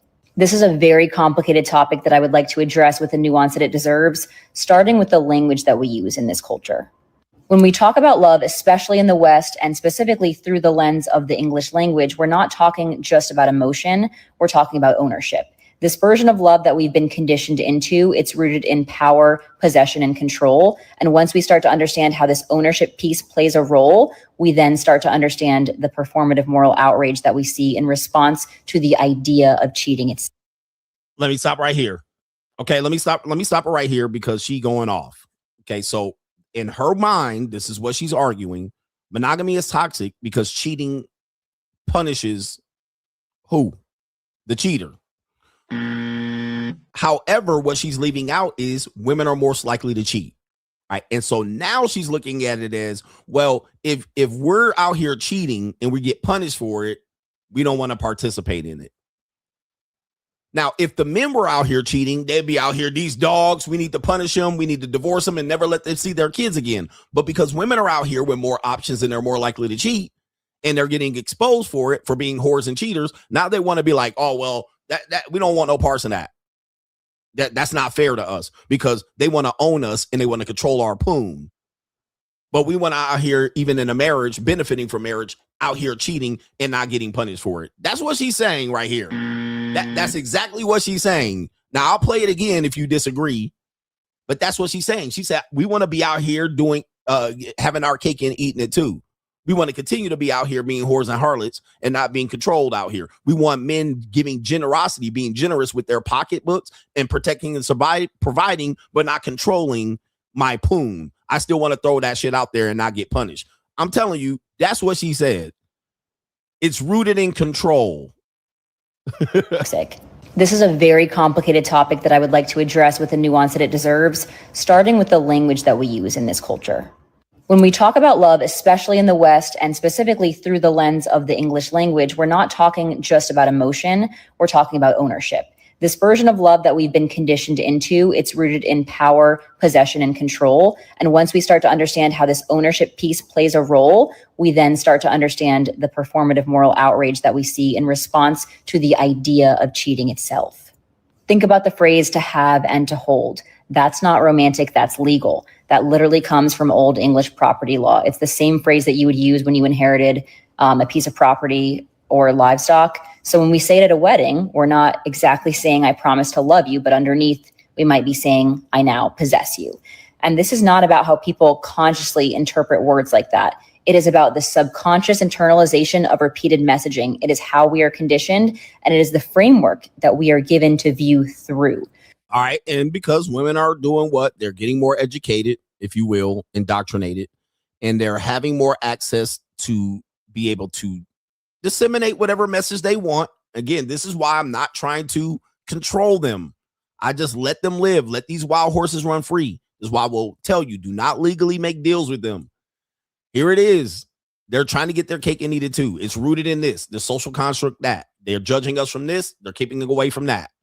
Okay. They're controlling us. This is legal. This is not emotional. Men are in love. Women are in business. She's describing business, not love. When I tell you there ain't no love out here, especially with liberal women, for sure, certainly when our conservative trad cons who are cosplaying, they're cosplaying traditional women, but they're whores. All right. This is what you're signing up for. This is what you're signing up for. And most women never tell you this until it's too late. Till it's too late. They'll act like this ain't the deal until it's the deal. And then now you're trying to defend it. Let's let her continue with this babble, but let's see. So just because someone doesn't think literally like my partner is my property does not mean that they have not absorbed that logic. Language sneaks in through repetition. the way that words get reinforced. And you do not have to believe me for that to have shaped your understanding of love and relationships. And it's not just at weddings. It's the way that we talk about relationships in general, soaked in this idea of possession. We say, my boyfriend, she's taken, he gave his heart to her, I gave him my virginity, she stole my man. Even the word cheating implies that somebody broke the rules of a game that you were winning. So why do we say she's taken, not she's loved? All right. So the whole property thing, I get it. You know, that women don't want to be considered property in that. All right. So that's what you're dealing with there. But again, she's taking a very business approach to dating and relationships and making sure that she don't take your last name and you don't own her or control her. You don't control her poon or reproductive part. And then also, when you marry her, she gets to tell you when she wants to have sex and consent. And then other than that, you got to wait over there with dry deek syndrome and not get no punani. Okay. But she's saying cheating is breaking the rules. Oh, what social construct is that? That's what she says. That's what she's saying here. These are things that we never think to question, but they do matter. Language matters. And this is not just about semantics. The English language is one of the most ownership-saturated romantic languages on earth. So, for example, in languages like Japanese, Spanish, Arabic, you will find more contextual and relational constructions of partnership, not built entirely around possession. I'm not sure about that. She's adding that. I don't know anything about that, but I will tell you that in Japanese culture, cheating is looked at differently by some people socially and morally, meaning that they may, in the older people may look at cheating as not a deal breaker. As long as he doesn't fall in love, even to the point, and I've heard this, that men consider you close to them if they offer their wife to you. All right. If they feel close, and some people can vouch for this. I'm not saying it's true. I've heard this, that as a friendship, as a close social circle, if they feel that you're a valuable man, they may offer their wife to you. Hey, here's my wife. You want to have a roll in the hay with her? That does happen sometimes in that culture. So it is different. Whereas they're not moral, Puritan, Christian based, they may look at cheating differently. Right, where they're like, hey, she might say, my husband wants to go out there and touch some nice young legs. Okay. He just wanted a young piece of poon to touch on. He didn't spend money on her. He spent money on her, but he didn't love her. So he came back to me. So it is a little different culturally. So that's when people say my morals in the moral code. Well, whose moral code? And Japan typically doesn't have Christ presiding over them with that moral code. They typically maybe are Buddhists or non-religions, or as the one guy says, Muslim. All right. All right. But they typically don't have the Jesus Christ of Latter-day Saints providing over them. So they don't have the Bible. So they have a different moral code. So again, when people say morality, whose morality? And that's what she's bringing up. But I don't know if she's right on that one. That's just what the point she's bringing up. And this is not just a stylistic issue. It is a cultural one. So until we start questioning the language that we use to define love, the phrases that we repeat in rituals, the metaphors that we pass down totally unexamined, we will keep confusing love for possession. I agree with this, actually. We confuse love with possession. I've been saying that forever. Men want to own and control women. Men want to own and control women. Like, if you can't get a woman that you love, AKA control, you guys don't want it. And the fact that where men are, I'm walking away. Men are not, they're giving up. You know why they're giving up? They can't control women. That's the truth. Because if y'all had the ecclesiastical controls, if y'all had shame, if y'all can call these girls hoes and they got to get married and nobody wants to marry a hoe or a housewife and these bitches going to hit the wall and they got to marry and pick one of you niggas and they can't jump on OnlyFans and sell pussy at 47. The reason why men are walking away is they can't control and possess women. Bottom fucking line. And there's no benefit. What's the benefit? If I can't own and control her, what's the benefit? Yeah, because if you marry a woman and she's the neighbor and your wife's fucking while you're at work, you can't own and control that. You can't tell them where to go, what to do, when to do it. These women are like, I'm independent in the marriage. The reality is she's telling the truth love is often confused with control. And that actually is Latino women, same thing. Latino women, same thing. They confuse love with control. Once a woman, you love a Latina, she starts exhibiting massive control over you, telling you what to do, where you can go, who you can look at, who you can't look at. The Latina woman exhibits this idea that love equals control. That's mostly Latino women. All right. They're gonna put a leash around your ass. In fact, what is the word in Spanish that means handcuffs and wife? It means both. What is the word? I don't know it off the top of my head. All right. So this happens. And also what happens is with somebody says esposas, both one in one word means handcuffs, and the another word means spouse or a wife. Now, here's another thing. Somebody said this. In our world today, women want a guy that's a winner, but also an equal. Huh? Women want men who to be a winner. I want them to be a winner, successful, ambitious. But at the same time, she says we're equal, meaning that the rules that apply to me should apply to you. That's an example of the women exhibiting love as control. You are a winner. You got all the leverage. You hold all the cards. You're the winner. You got all the money. You're going to give to me, and we're equal. In fact, they call it equal distribution of responsibilities around the house.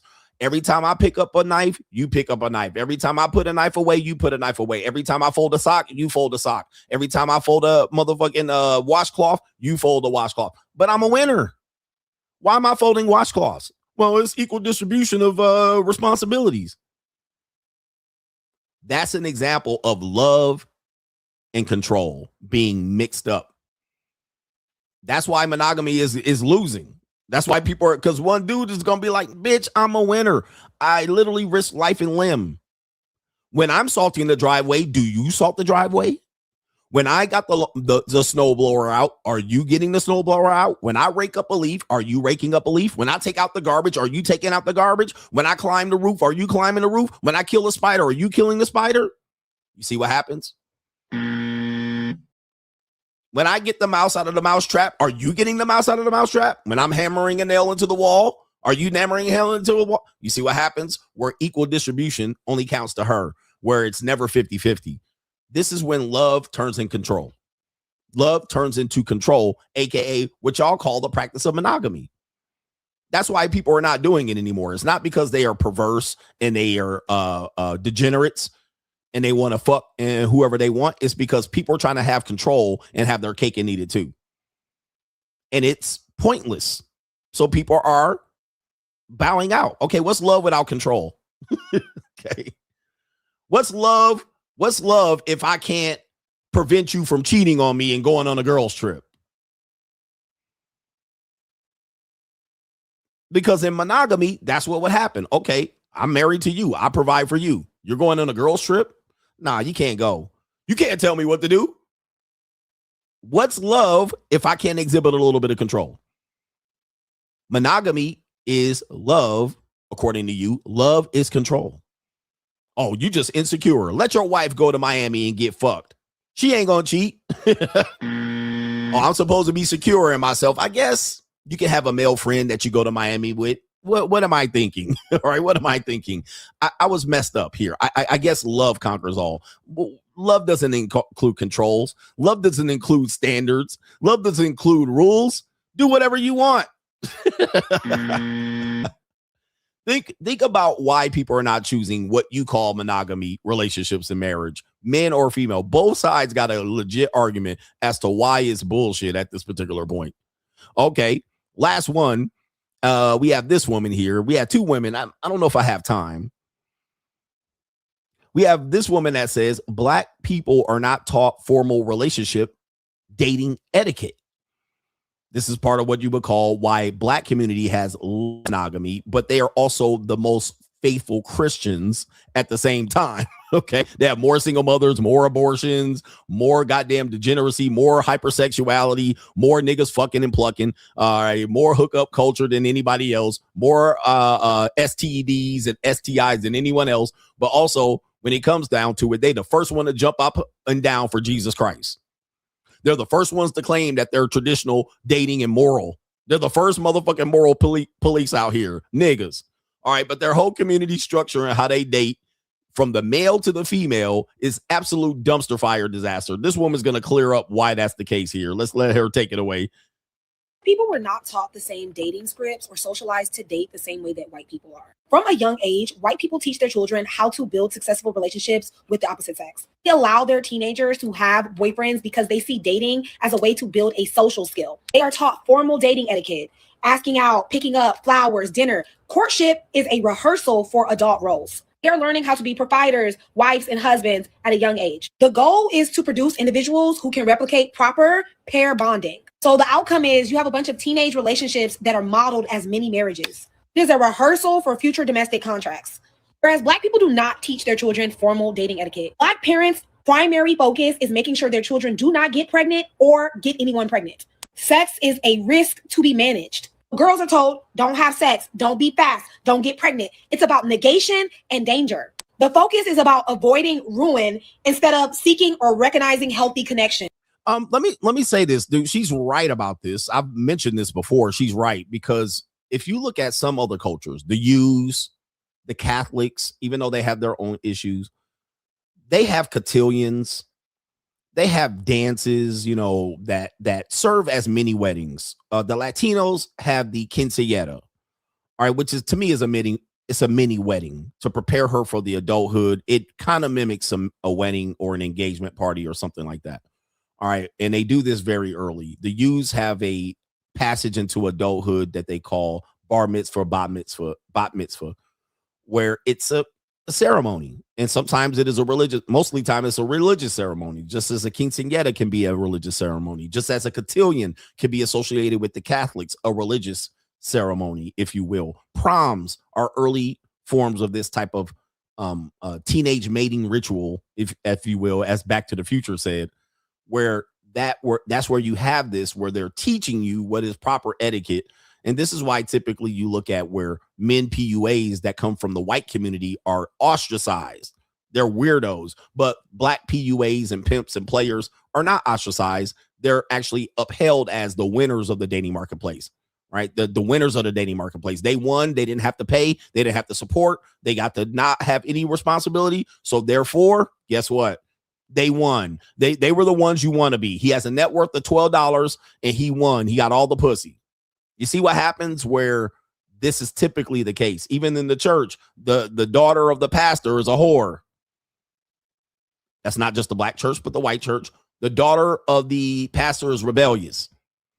Even in the movie Sinners, the son of the pastor went to go play rock and roll music, okay, with the devil's music.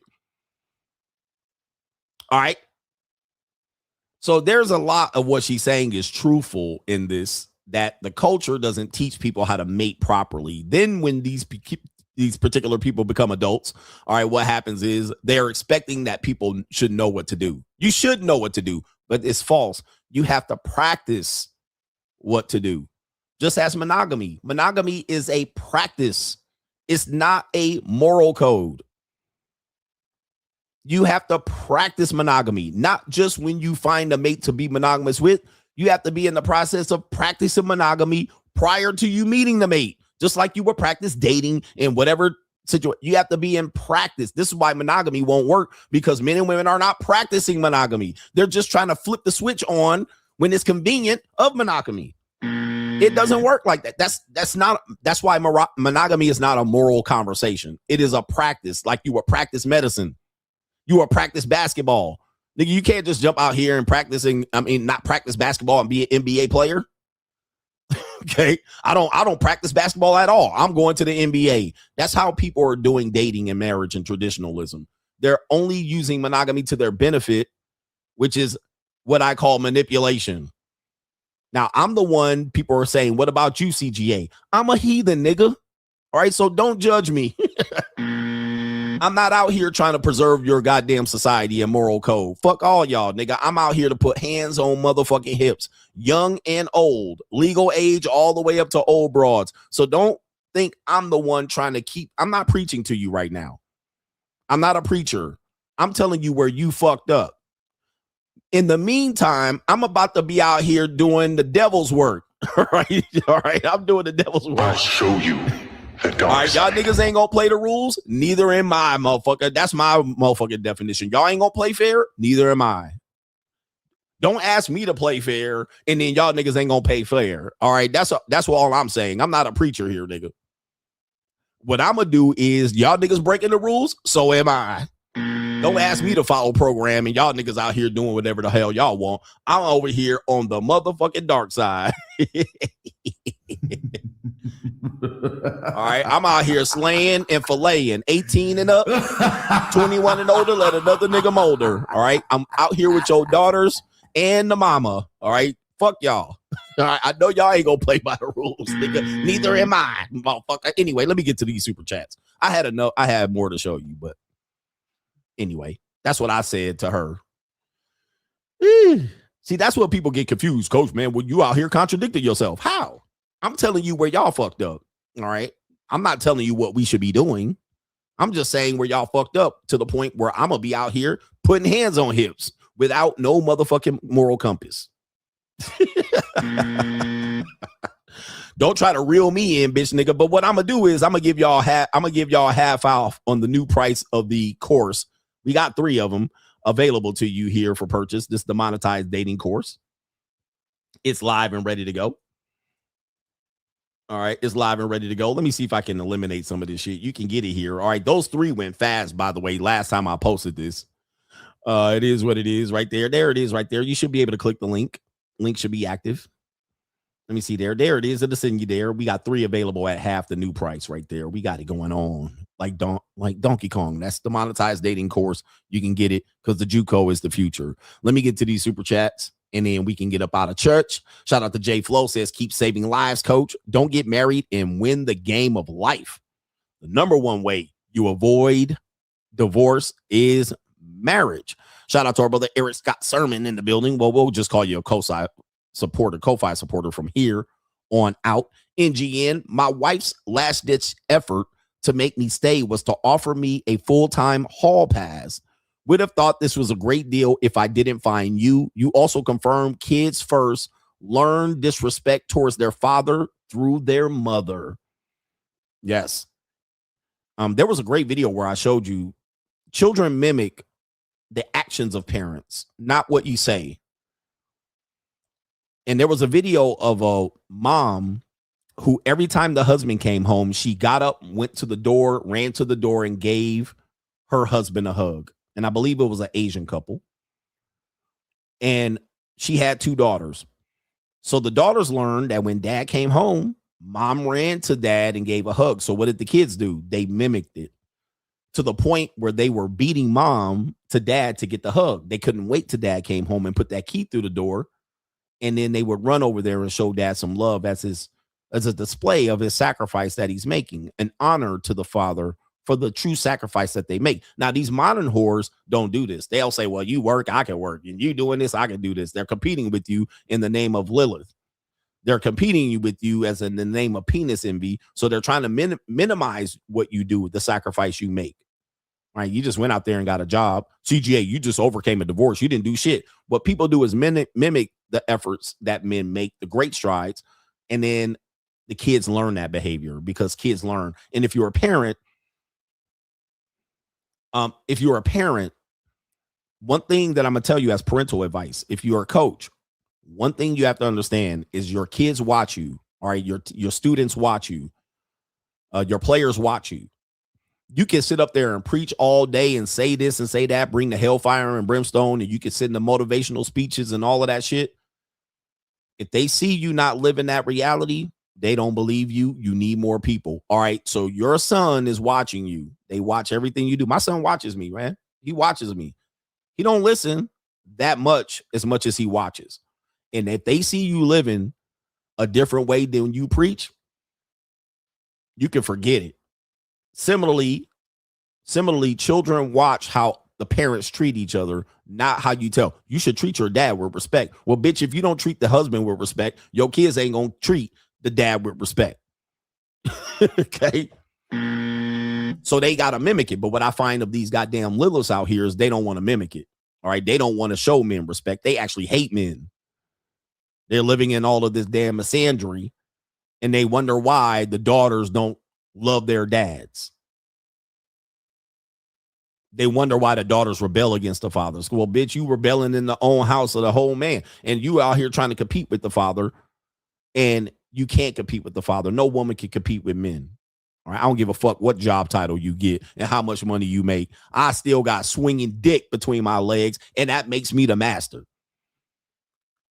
That means you got to lie on your back every time I motherfucking penetrate you. AKA that's submissive.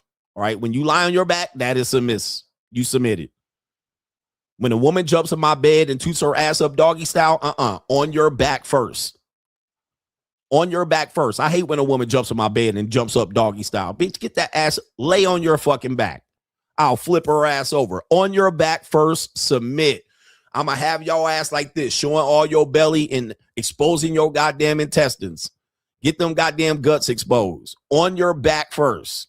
I'm going to penetrate you with your back first on the goddamn pad. All right, now I'm going to demonstrate. I'm on top of you. Feel my weight.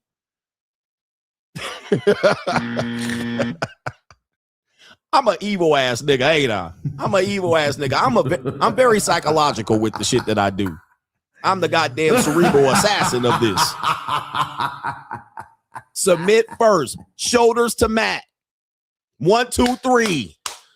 Pin. All right. Then later I'll let you get on your hands and knees. And when I do, I'm going to push your face in the pillow. Ask, nah, you ain't looking. Don't look back. Face in pillow.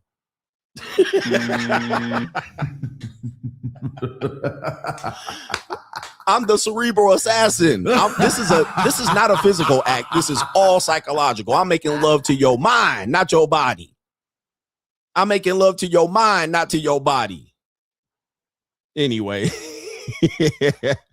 And put them hands in handcuffs. You don't get to push me off. And this is too much. Nah, you taking it all. Hands in handcuffs to the fucking bed. Anyway. All right, anyway. Everything's psychological, man. This is not a game. This is not a physical game. I don't even have to finish. I'm tying you up. Don't touch me. Don't push back. She be trying to push my pelvis. Nah, you getting it all. All right, this show is off the rails, y'all. It used to be a family show, not anymore. But we got our brother here. Black Boss is in the building. Shout out to you. What do we got here? Shout out to Ken Rose. He's got it right here with the thumbs up. And I think he adds greetings CGA regarding Christianity. You do good deeds not to get into heaven, but more so for your salvation here on earth. Also, Catholicism is not Christianity. Yeah, we know y'all like to segment and separate and dice up religions, but I appreciate you. Shout out to you. All right, do good deeds for you people down on earth. Pootie says, in the religion of Islam, coach, specifically the Quran, it has a chapter that speaks that a man is allowed up to 4 women. But if a man cannot afford it, then the content yourself with one. That's why I don't know why most men constantly try to push poly in America and can't afford it. So shout out to you in the Quran, the Holy Quran. In Islam, they're saying if you can't afford 4 wives, you shouldn't have 4 wives. That's why, again, in the black community, I don't understand this idea that you keep upholding the winner of the dating marketplace as Pookie. Because Pookie will juggle broken bitches and he'll be broke. And then I'm like, how's that a win? That literally is just going to expose the marketplace to a whole kind of degeneracy that you'll never fix. And then what'll happen is the man will say, well, I guess that's the lowest common denominator. I guess that's the lowest effort. I guess that's where the bar is. And you will have more men want to be poor and win sexually. Like, I don't understand. There was a nigga that said that. Let me pull this goofy ass nigga up. Let me see if I can find him on my Instagram. Like, I'm like, dude, the longer you do this, more niggas will be broke. I get why you do it, but I'm like, that is not a good long-term dating strategy. That ain't a good survival tactic. Did I delete it off my saved? I was going to show it to you, but I didn't. I don't know. It was a goofy ass nigga. I replied to his comment, but I'm like, that's the dumbest shit I ever heard. Okay. He's like, I know a nigga with a net worth of $12 that sells Reggie who has 3 baby mamas that he juggles. And he's like, because he's interesting. Just be interesting. And he's from Atlanta. And I'm like, that is the dumbest, as an older man, that is the dumbest dating strategy you can ever tell men to do. Because what goof ass men will do is exactly that. 3 baby mamas. Is this the epitome? Is this the bar? Is this the bar? Now, again, I'm not saying don't hook up. But he was claiming that as a level of success. Oh, that guy's successful. He's interesting. Women actually like him. He got 3 baby mamas that he juggles because he's interesting. But he got a net worth of $12 and he sells Reggie, which is cheap weed. What? That's below the bar as a long-term dating strategy. Like, that's not thinking long-term. I mean, that is the lowest of the low. Even the woman is represented as a low ball. 3 baby mamas. I mean, that is some goofy ass shit. Why do we continue to push that as a win? And more black men are able to follow that because why? Niggas are losers. That's why niggas will find that the only way they win in life is boom. And they will not be a winner. They'll be like, well, I don't want to win because I don't want women to use me for my money. Like, nigga.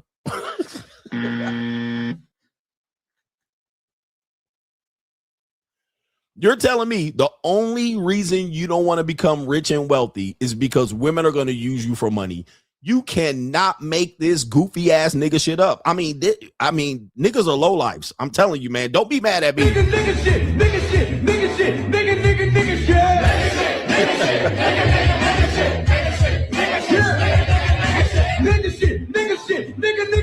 shit, nigga shit, nigga shit. And there's a nigga out here like, what's wrong with that, coach? Again, I don't want you to be low lives. Why do you live your life through women? You live your life through women. Every decision you make, you look at it, how is this going to affect me and women?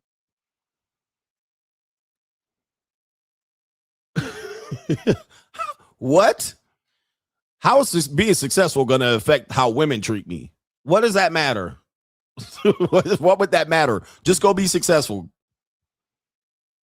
People are idiots, man. Men, you guys are the dumbasses of the dating market. But ladies, I have to tell y'all, as much as we talk about women around here, these men are absolute jackasses. Low lives. These niggas are low lives. I see why the black community is. It's not because of black men. I'm sorry. It's not because of black women's attitudes. It's because of niggas. It's because of niggas. Like, when I hear niggas talking, I be like, no wonder why these women don't want to fuck with you goofy ass niggas. For real, I be like, y'all dumber than a box of rocks. All right, the shit that I hear y'all say on a daily basis on social media, I just be like, these niggas do not get it, bro. All right, what the fuck is wrong with niggas? Out of control with the shit that they talk about. Then when I see y'all niggas see a pimp on the screen and y'all be bigging up church and y'all be bigging them up and it's a real P. Y'all be bigging up a pimp out of all the people. I just shake my head and go, ain't no hope for these niggas. First of all, none of y'all gonna ever turn a pimp dollar. Let's get this straight. Ain't none of y'all gonna be a P. None of you. You ain't got the stomach. Number 2, pimps are cucks and they let their girlfriends get fucked by other men while they're either in proximity or in the same room. But that's neither here nor there. Pimps are feminine. Them niggas do everything what a female auntie will do. They dress like they female bull dagger auntie. They wear their hair like they aunties. They shape like they aunties. They're idiots. They're literally illiterate idiots. Any pimp that you listen to literally probably cannot read at a 3rd grade level. I can almost guarantee it. Them niggas can't read a book. They probably ain't never read a book other than have somebody read them Iceberg Slim in a goddamn prison cell. I can almost guarantee you. Them niggas are idiots. with everything other than the psychology of a whore. That's the only thing they know. That's the only thing they're good at. Psychology of whores. Anything past that, they're terrible. They don't know anything about anything. Real estate, saving money, investments. They can't invest anything. They make money cash off a horse. All right. Anyway. All right. So like it's like the dumbest thing. Like it's the dumbest thing I hear niggas do, man. And y'all be bigging them up. Oh man, this is like I seen a video of Sugar Free. Shout out to Sugar Free. He follows me on Instagram, or he did at one particular time. And meeting Bishop Don Magic Wand. I do have a little bit of time. I'm gonna pull it up. I gotta pull this shit up. All right, this is what I'm talking about. Sugar Free. Shout out to Sugar Free meets Bishop Don Magic Wand. All right, I gotta show you this video. See if I can pull it up. Let me see what the video is. Okay, here we go right here. I think I got it. Here we go right here. And the pimp's getting mad at me right now. Let me see if I can pull it up. Here we go right here. This is niggas right here. This is why I can't listen to niggas. All right, but here we go right here. This is the video. I'm going to play it without the volume. Right here.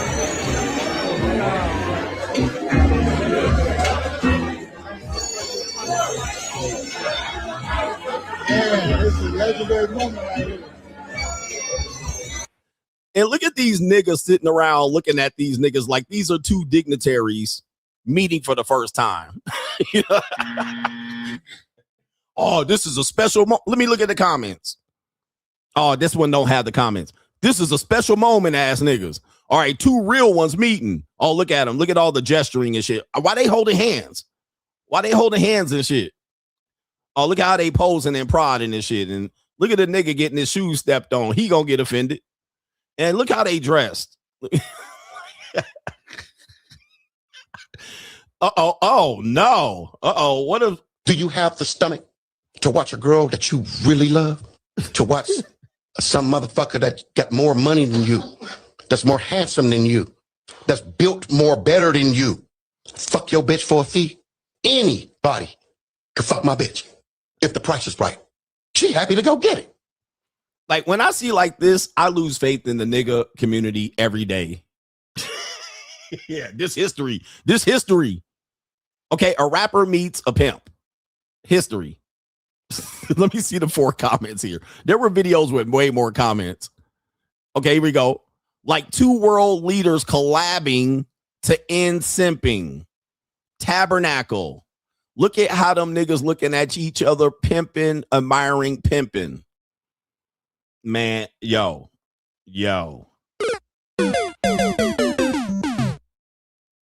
There's no checking accounts in this room.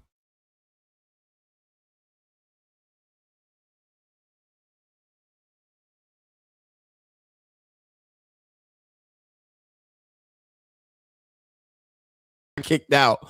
I don't know what happened. All right, hold on for a second. Hey.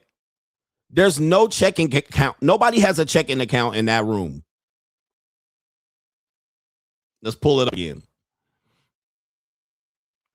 There's no one with a checking account, no one with a Fidelity account in this room. There's no one that has more than $5,000 cash.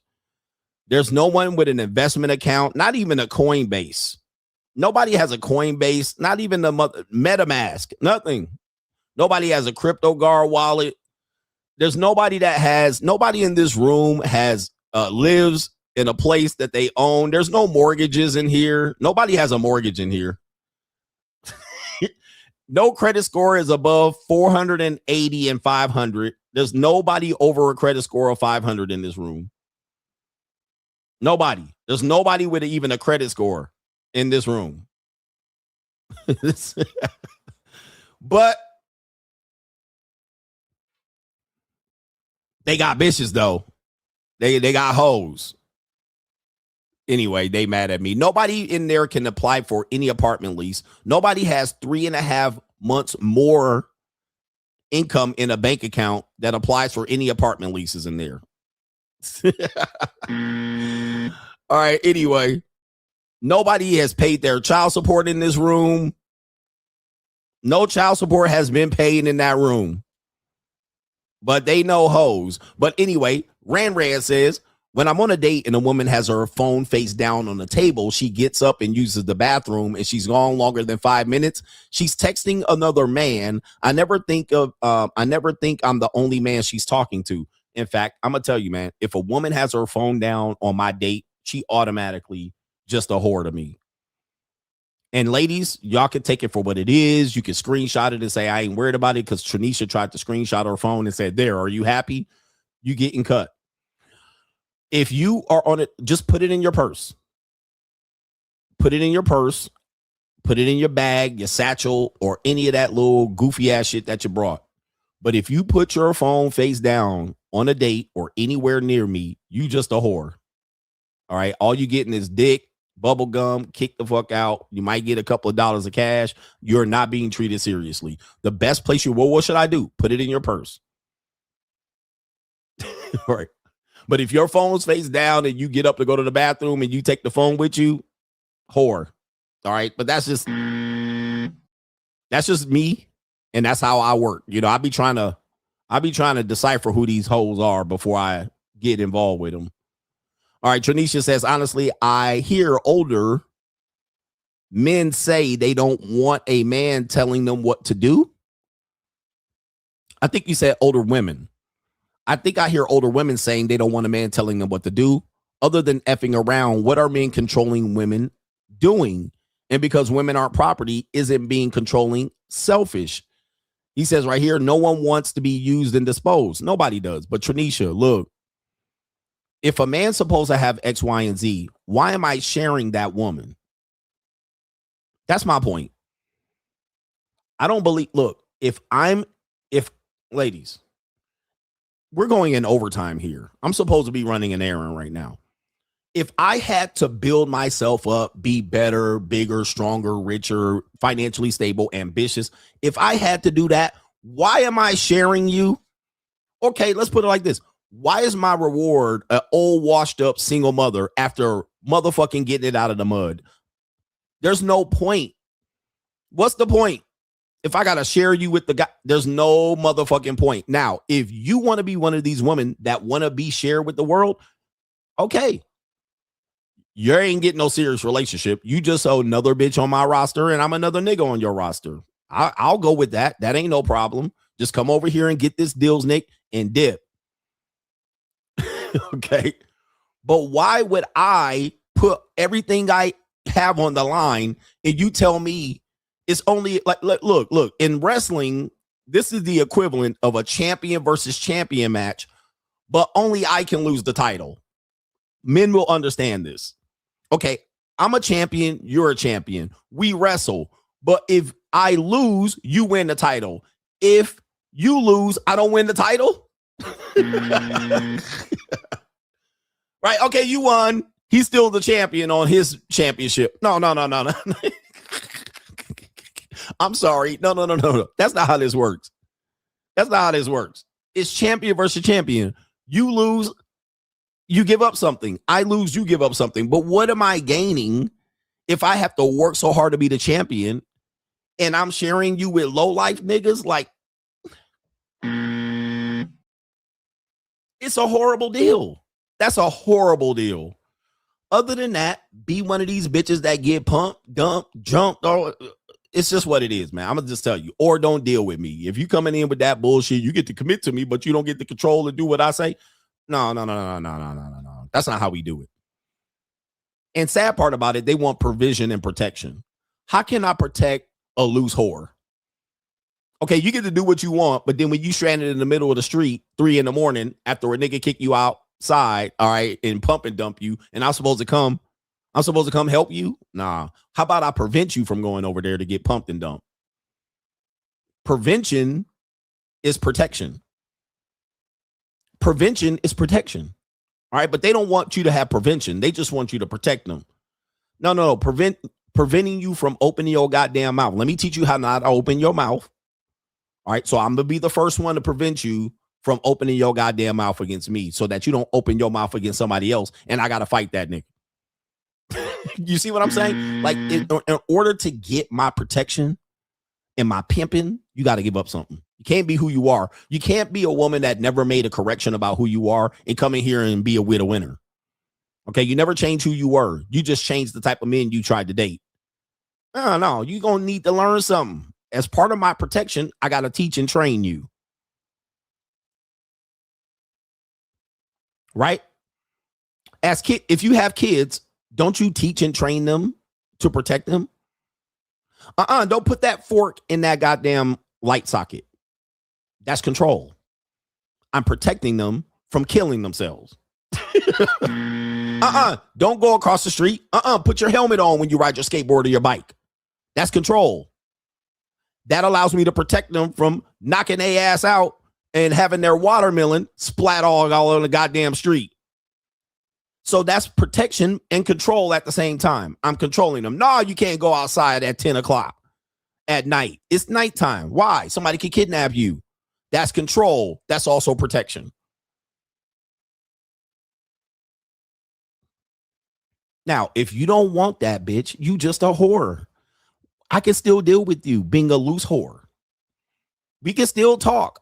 We can do this. If you want to be a loose whore and out in these streets and you want to fucking fornicate and do what you want to do, just be a loose whore and I'll treat you like a loose whore. I won't say nothing to you. I won't give you no life advice. I won't put you up on no motherfucking game. I will just toot that ass up. Baby, let it roll. When you pop, lock, drop it, just baby, let it go. Whoa, pop, lock, and drop it. You just be a pop, lock, and drop it, bitch. And don't ask me for shit. Don't ask me for nothing. We good. Just be a whore. I mean, I ain't got no problems with that. I like whores. All right. I like hoes. Okay. I'm not anti-hoe around here. Bitch, you want to be a hoe? All right. I'll do everything but pimp you because I ain't trying to go to jail over your loose, crazy ass. But I know you too, man. I've known you for a long time, and I know that you like hoes. All right. You don't want me to say nothing about your goofy ass life? You don't want me to protect you when your ass about to get evicted from your shit? All right. Okay. Just be a loose whore. All right. You loose. I don't own you. I don't control you. I don't say nothing. Just come over. I don't give you no life advice. I don't even want to listen to what happened to your goofy ass day. All right. Well, you know what happened to me? All right. What happened to my family? I had a car. I don't give a fuck. I don't give a fuck about your car that you had to pay for. I don't give a fuck about what happened at your job. I don't give a fuck because I don't have no controls over you. I ain't giving you no life advice. What should I do with? I don't give a fuck. What we gonna do is go upstairs. That's what we gonna do. Let's go upstairs, get naked. All right. Lay on your back. I'm gonna penetrate you. And when I'm done or you're done, we can end this shit and you can go promptly back to your goddamn house. All right. There's no middle ground. There's no future relationship, bitch. That's your job. Just be my whore. Bitches want it all at the same time. I want you to provide and protect, but don't control me and tell me what to do. But then give me life advice and listen to me. I'm pretty black or white. You're either going to be this to me or that. This or that. This or that. Who's the black sheep? Where's the black sheep? Is this or that, bitch? Like, I don't got no time to figure out where I want you to be and where to plug in and what's a violation. Is this or that? This or that? This or that? Black or white? Black or white? Ain't no gray areas with CGA, man. Ain't no gray areas. You either a whore or you're a righteous woman. That's it. All right. Back it up. Back it up. Back it up. Back on the scene. Crispy and clean. Look at these bitches leaving, man. Man, fuck these hoes and these bitch ass niggas. All right. Shout out to Hustle Every Day says things. All right. I got that one already. Maybe one day cake and eat it too, man. No, hell no, man. Tradition, no. You either gonna be down for me or you gonna be a clown for me. That's it. You're gonna be a down or a clown. That's what. Pick your motherfucking lane. You can't get both. It's just crazy. They want me to provide and protect and then chase these bitches around the city. Checking on them. And then when I check on them, you checking on me too much. All right, a little bit. All right, Joshua Moon says, cohabitation and married niggies, hold that L. Clifford Small says, funds are tight, but here's some Here's some, sir. He says, thank you for the info. Shout out to Big Buck says, pause. Hit the nail on the head. And shout out to our brother Jermaine says, these 3 points on divorce advice are facts. Saving lives around here. All right, ladies, you want to be my skeezer? You want to be my hoe? Cool. We good. But what I ain't going to do is put my life and limb on the line for your goofy ass. And I ain't going to protect or provide. What I'm going to do is throw you a couple of dollars so you can pay your cell phone bill. You stick around for a week, you might get a little bit of a treat around this motherfucker. I might give you a gift. All right, shout out to our brother here. Last one, no government name. With Christianity, for example, if Hister gave his life to God before he ate the bullet, God would not bless Hister with access to heaven. Hister is evil. Over 300 people saw Jesus after he beat death, and over 1,000 saw Jesus Christos perform 36 miracles, like healing people. Where he at, though? I mean, he late. Hey, Jesus Christos, come on back. All right, we need some miracles performed. We don't need another hero. All right, he on goddamn color people time. All these miracles we need to have over here. All right, and his ass on the watch late, and he watching us chill over here. All right, why was he so good 2,000 years ago? And how many Jesuses were there? There were like 50 Jesuses. Look it up.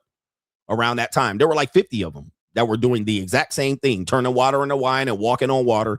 All right. They always doing the same goddamn thing, but that's neither here nor there. Look it up. All right. Don't at me. There were 50 Jesuses.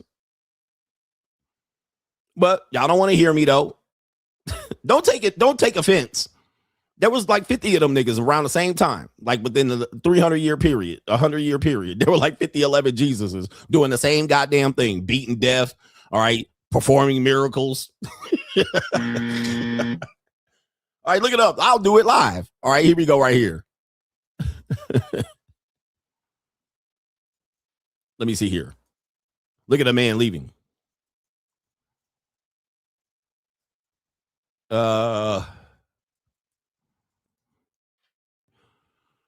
It says 10 Christ-like figures who predate Jesus. Several figures in myths in ancient world, particularly around the 1st century, shared thematic similarities with the stories of Jesus, including themes of divine birth, healing miracles, and resurrection. All right, similar figures from that time include the Jewish holy man, Hani Ha-Madali, and Hanin bin Doza, along with figures like Apollonius of Tyana, all in the 1st century. Okay, what about Mithras and Osiris and Dionysus in Greece? All right, what about Asclepia? I can't pronounce these motherfucking things right here. And Romulus. There were like 100 of them niggas. All right, but anyway, I'm not trying to minimize yours. I'm just saying it was a common theme. It's kind of like scammers now. Scammers are a common theme. All right, you are here.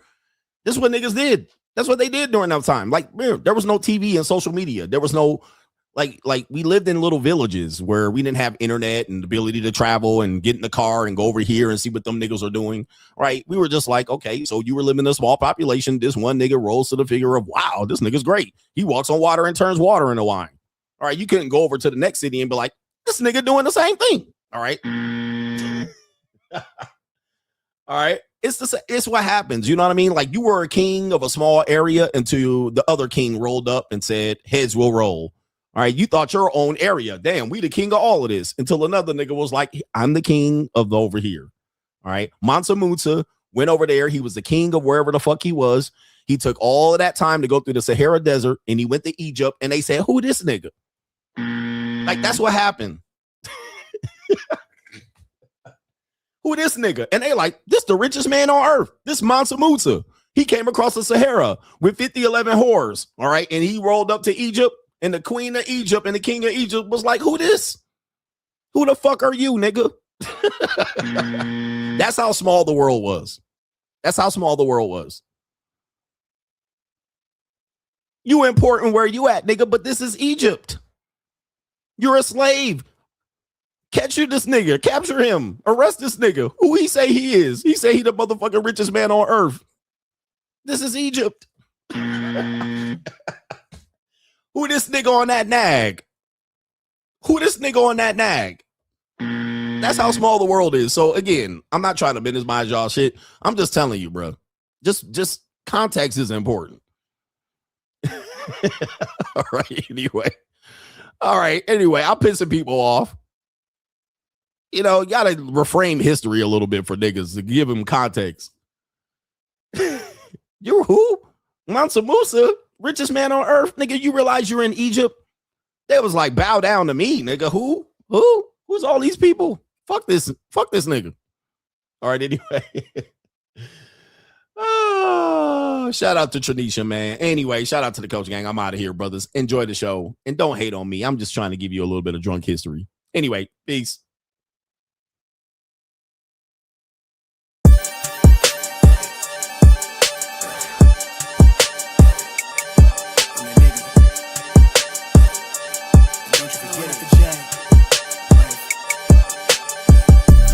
Vibe blowing at the jack, got the loud jumping at the pack.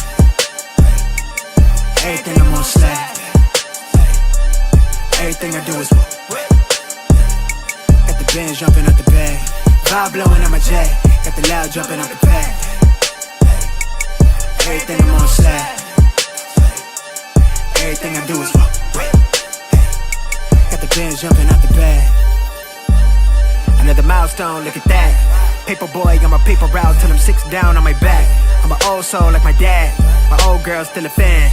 And yo girl at the live show, so don't act like I ain't the man. I'm kicking my feet up, get frank like Aretha. I'm calm, but I'm teed up, just flip me a stack. The re-up just doubled up off of the muscle, I stuck to the task. They see me, I'm troubled, I'm bubbling up till it's stuck. And they want me to stay where I'm at. I'm good everywhere that I'm stepping, my presence is crucial. You know that this shit not on trend. On a big wave, I'm controlling the tide. Snake eyes when you rolling the dice. So with the stakes inside, I could never take another nigga advice. They can't reach the sky, I'm aiming up high. I just wanna know what it's like. Y'all know what it's like, I come from outside of this. Out the quicksand, I'm the big man, doing big things. Cop a big change, up a state lines, doing stage dives on cam. It ain't no limit to my vision. Check the temp, I'm on fire with it. Got the band jumping out the bag, Prosecco on ice. I'm nobody nice, gonna run up a check.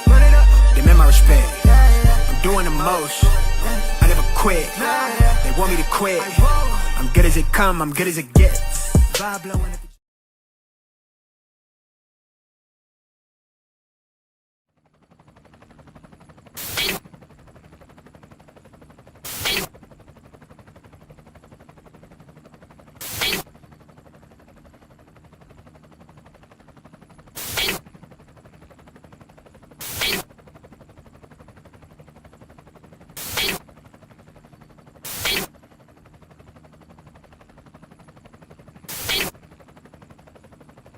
And you're in the Desert Storm bunker with Hollywood CGA. Yeah. Legends ain't born, they built from the grind. From benches to banners, we sharpen the mind. We sharpen the sword and promise and swore that we going hard and leaving it all on the floor. Hey, yeah, we going hard and leaving it all on the floor. Hey, yeah, we going hard and leaving it all on the floor. Legends ain't born, they built from the grind. From benches to banners, we sharpen the mind. We sharpen the sword and promise and swore that we going hard and leaving it all on the floor.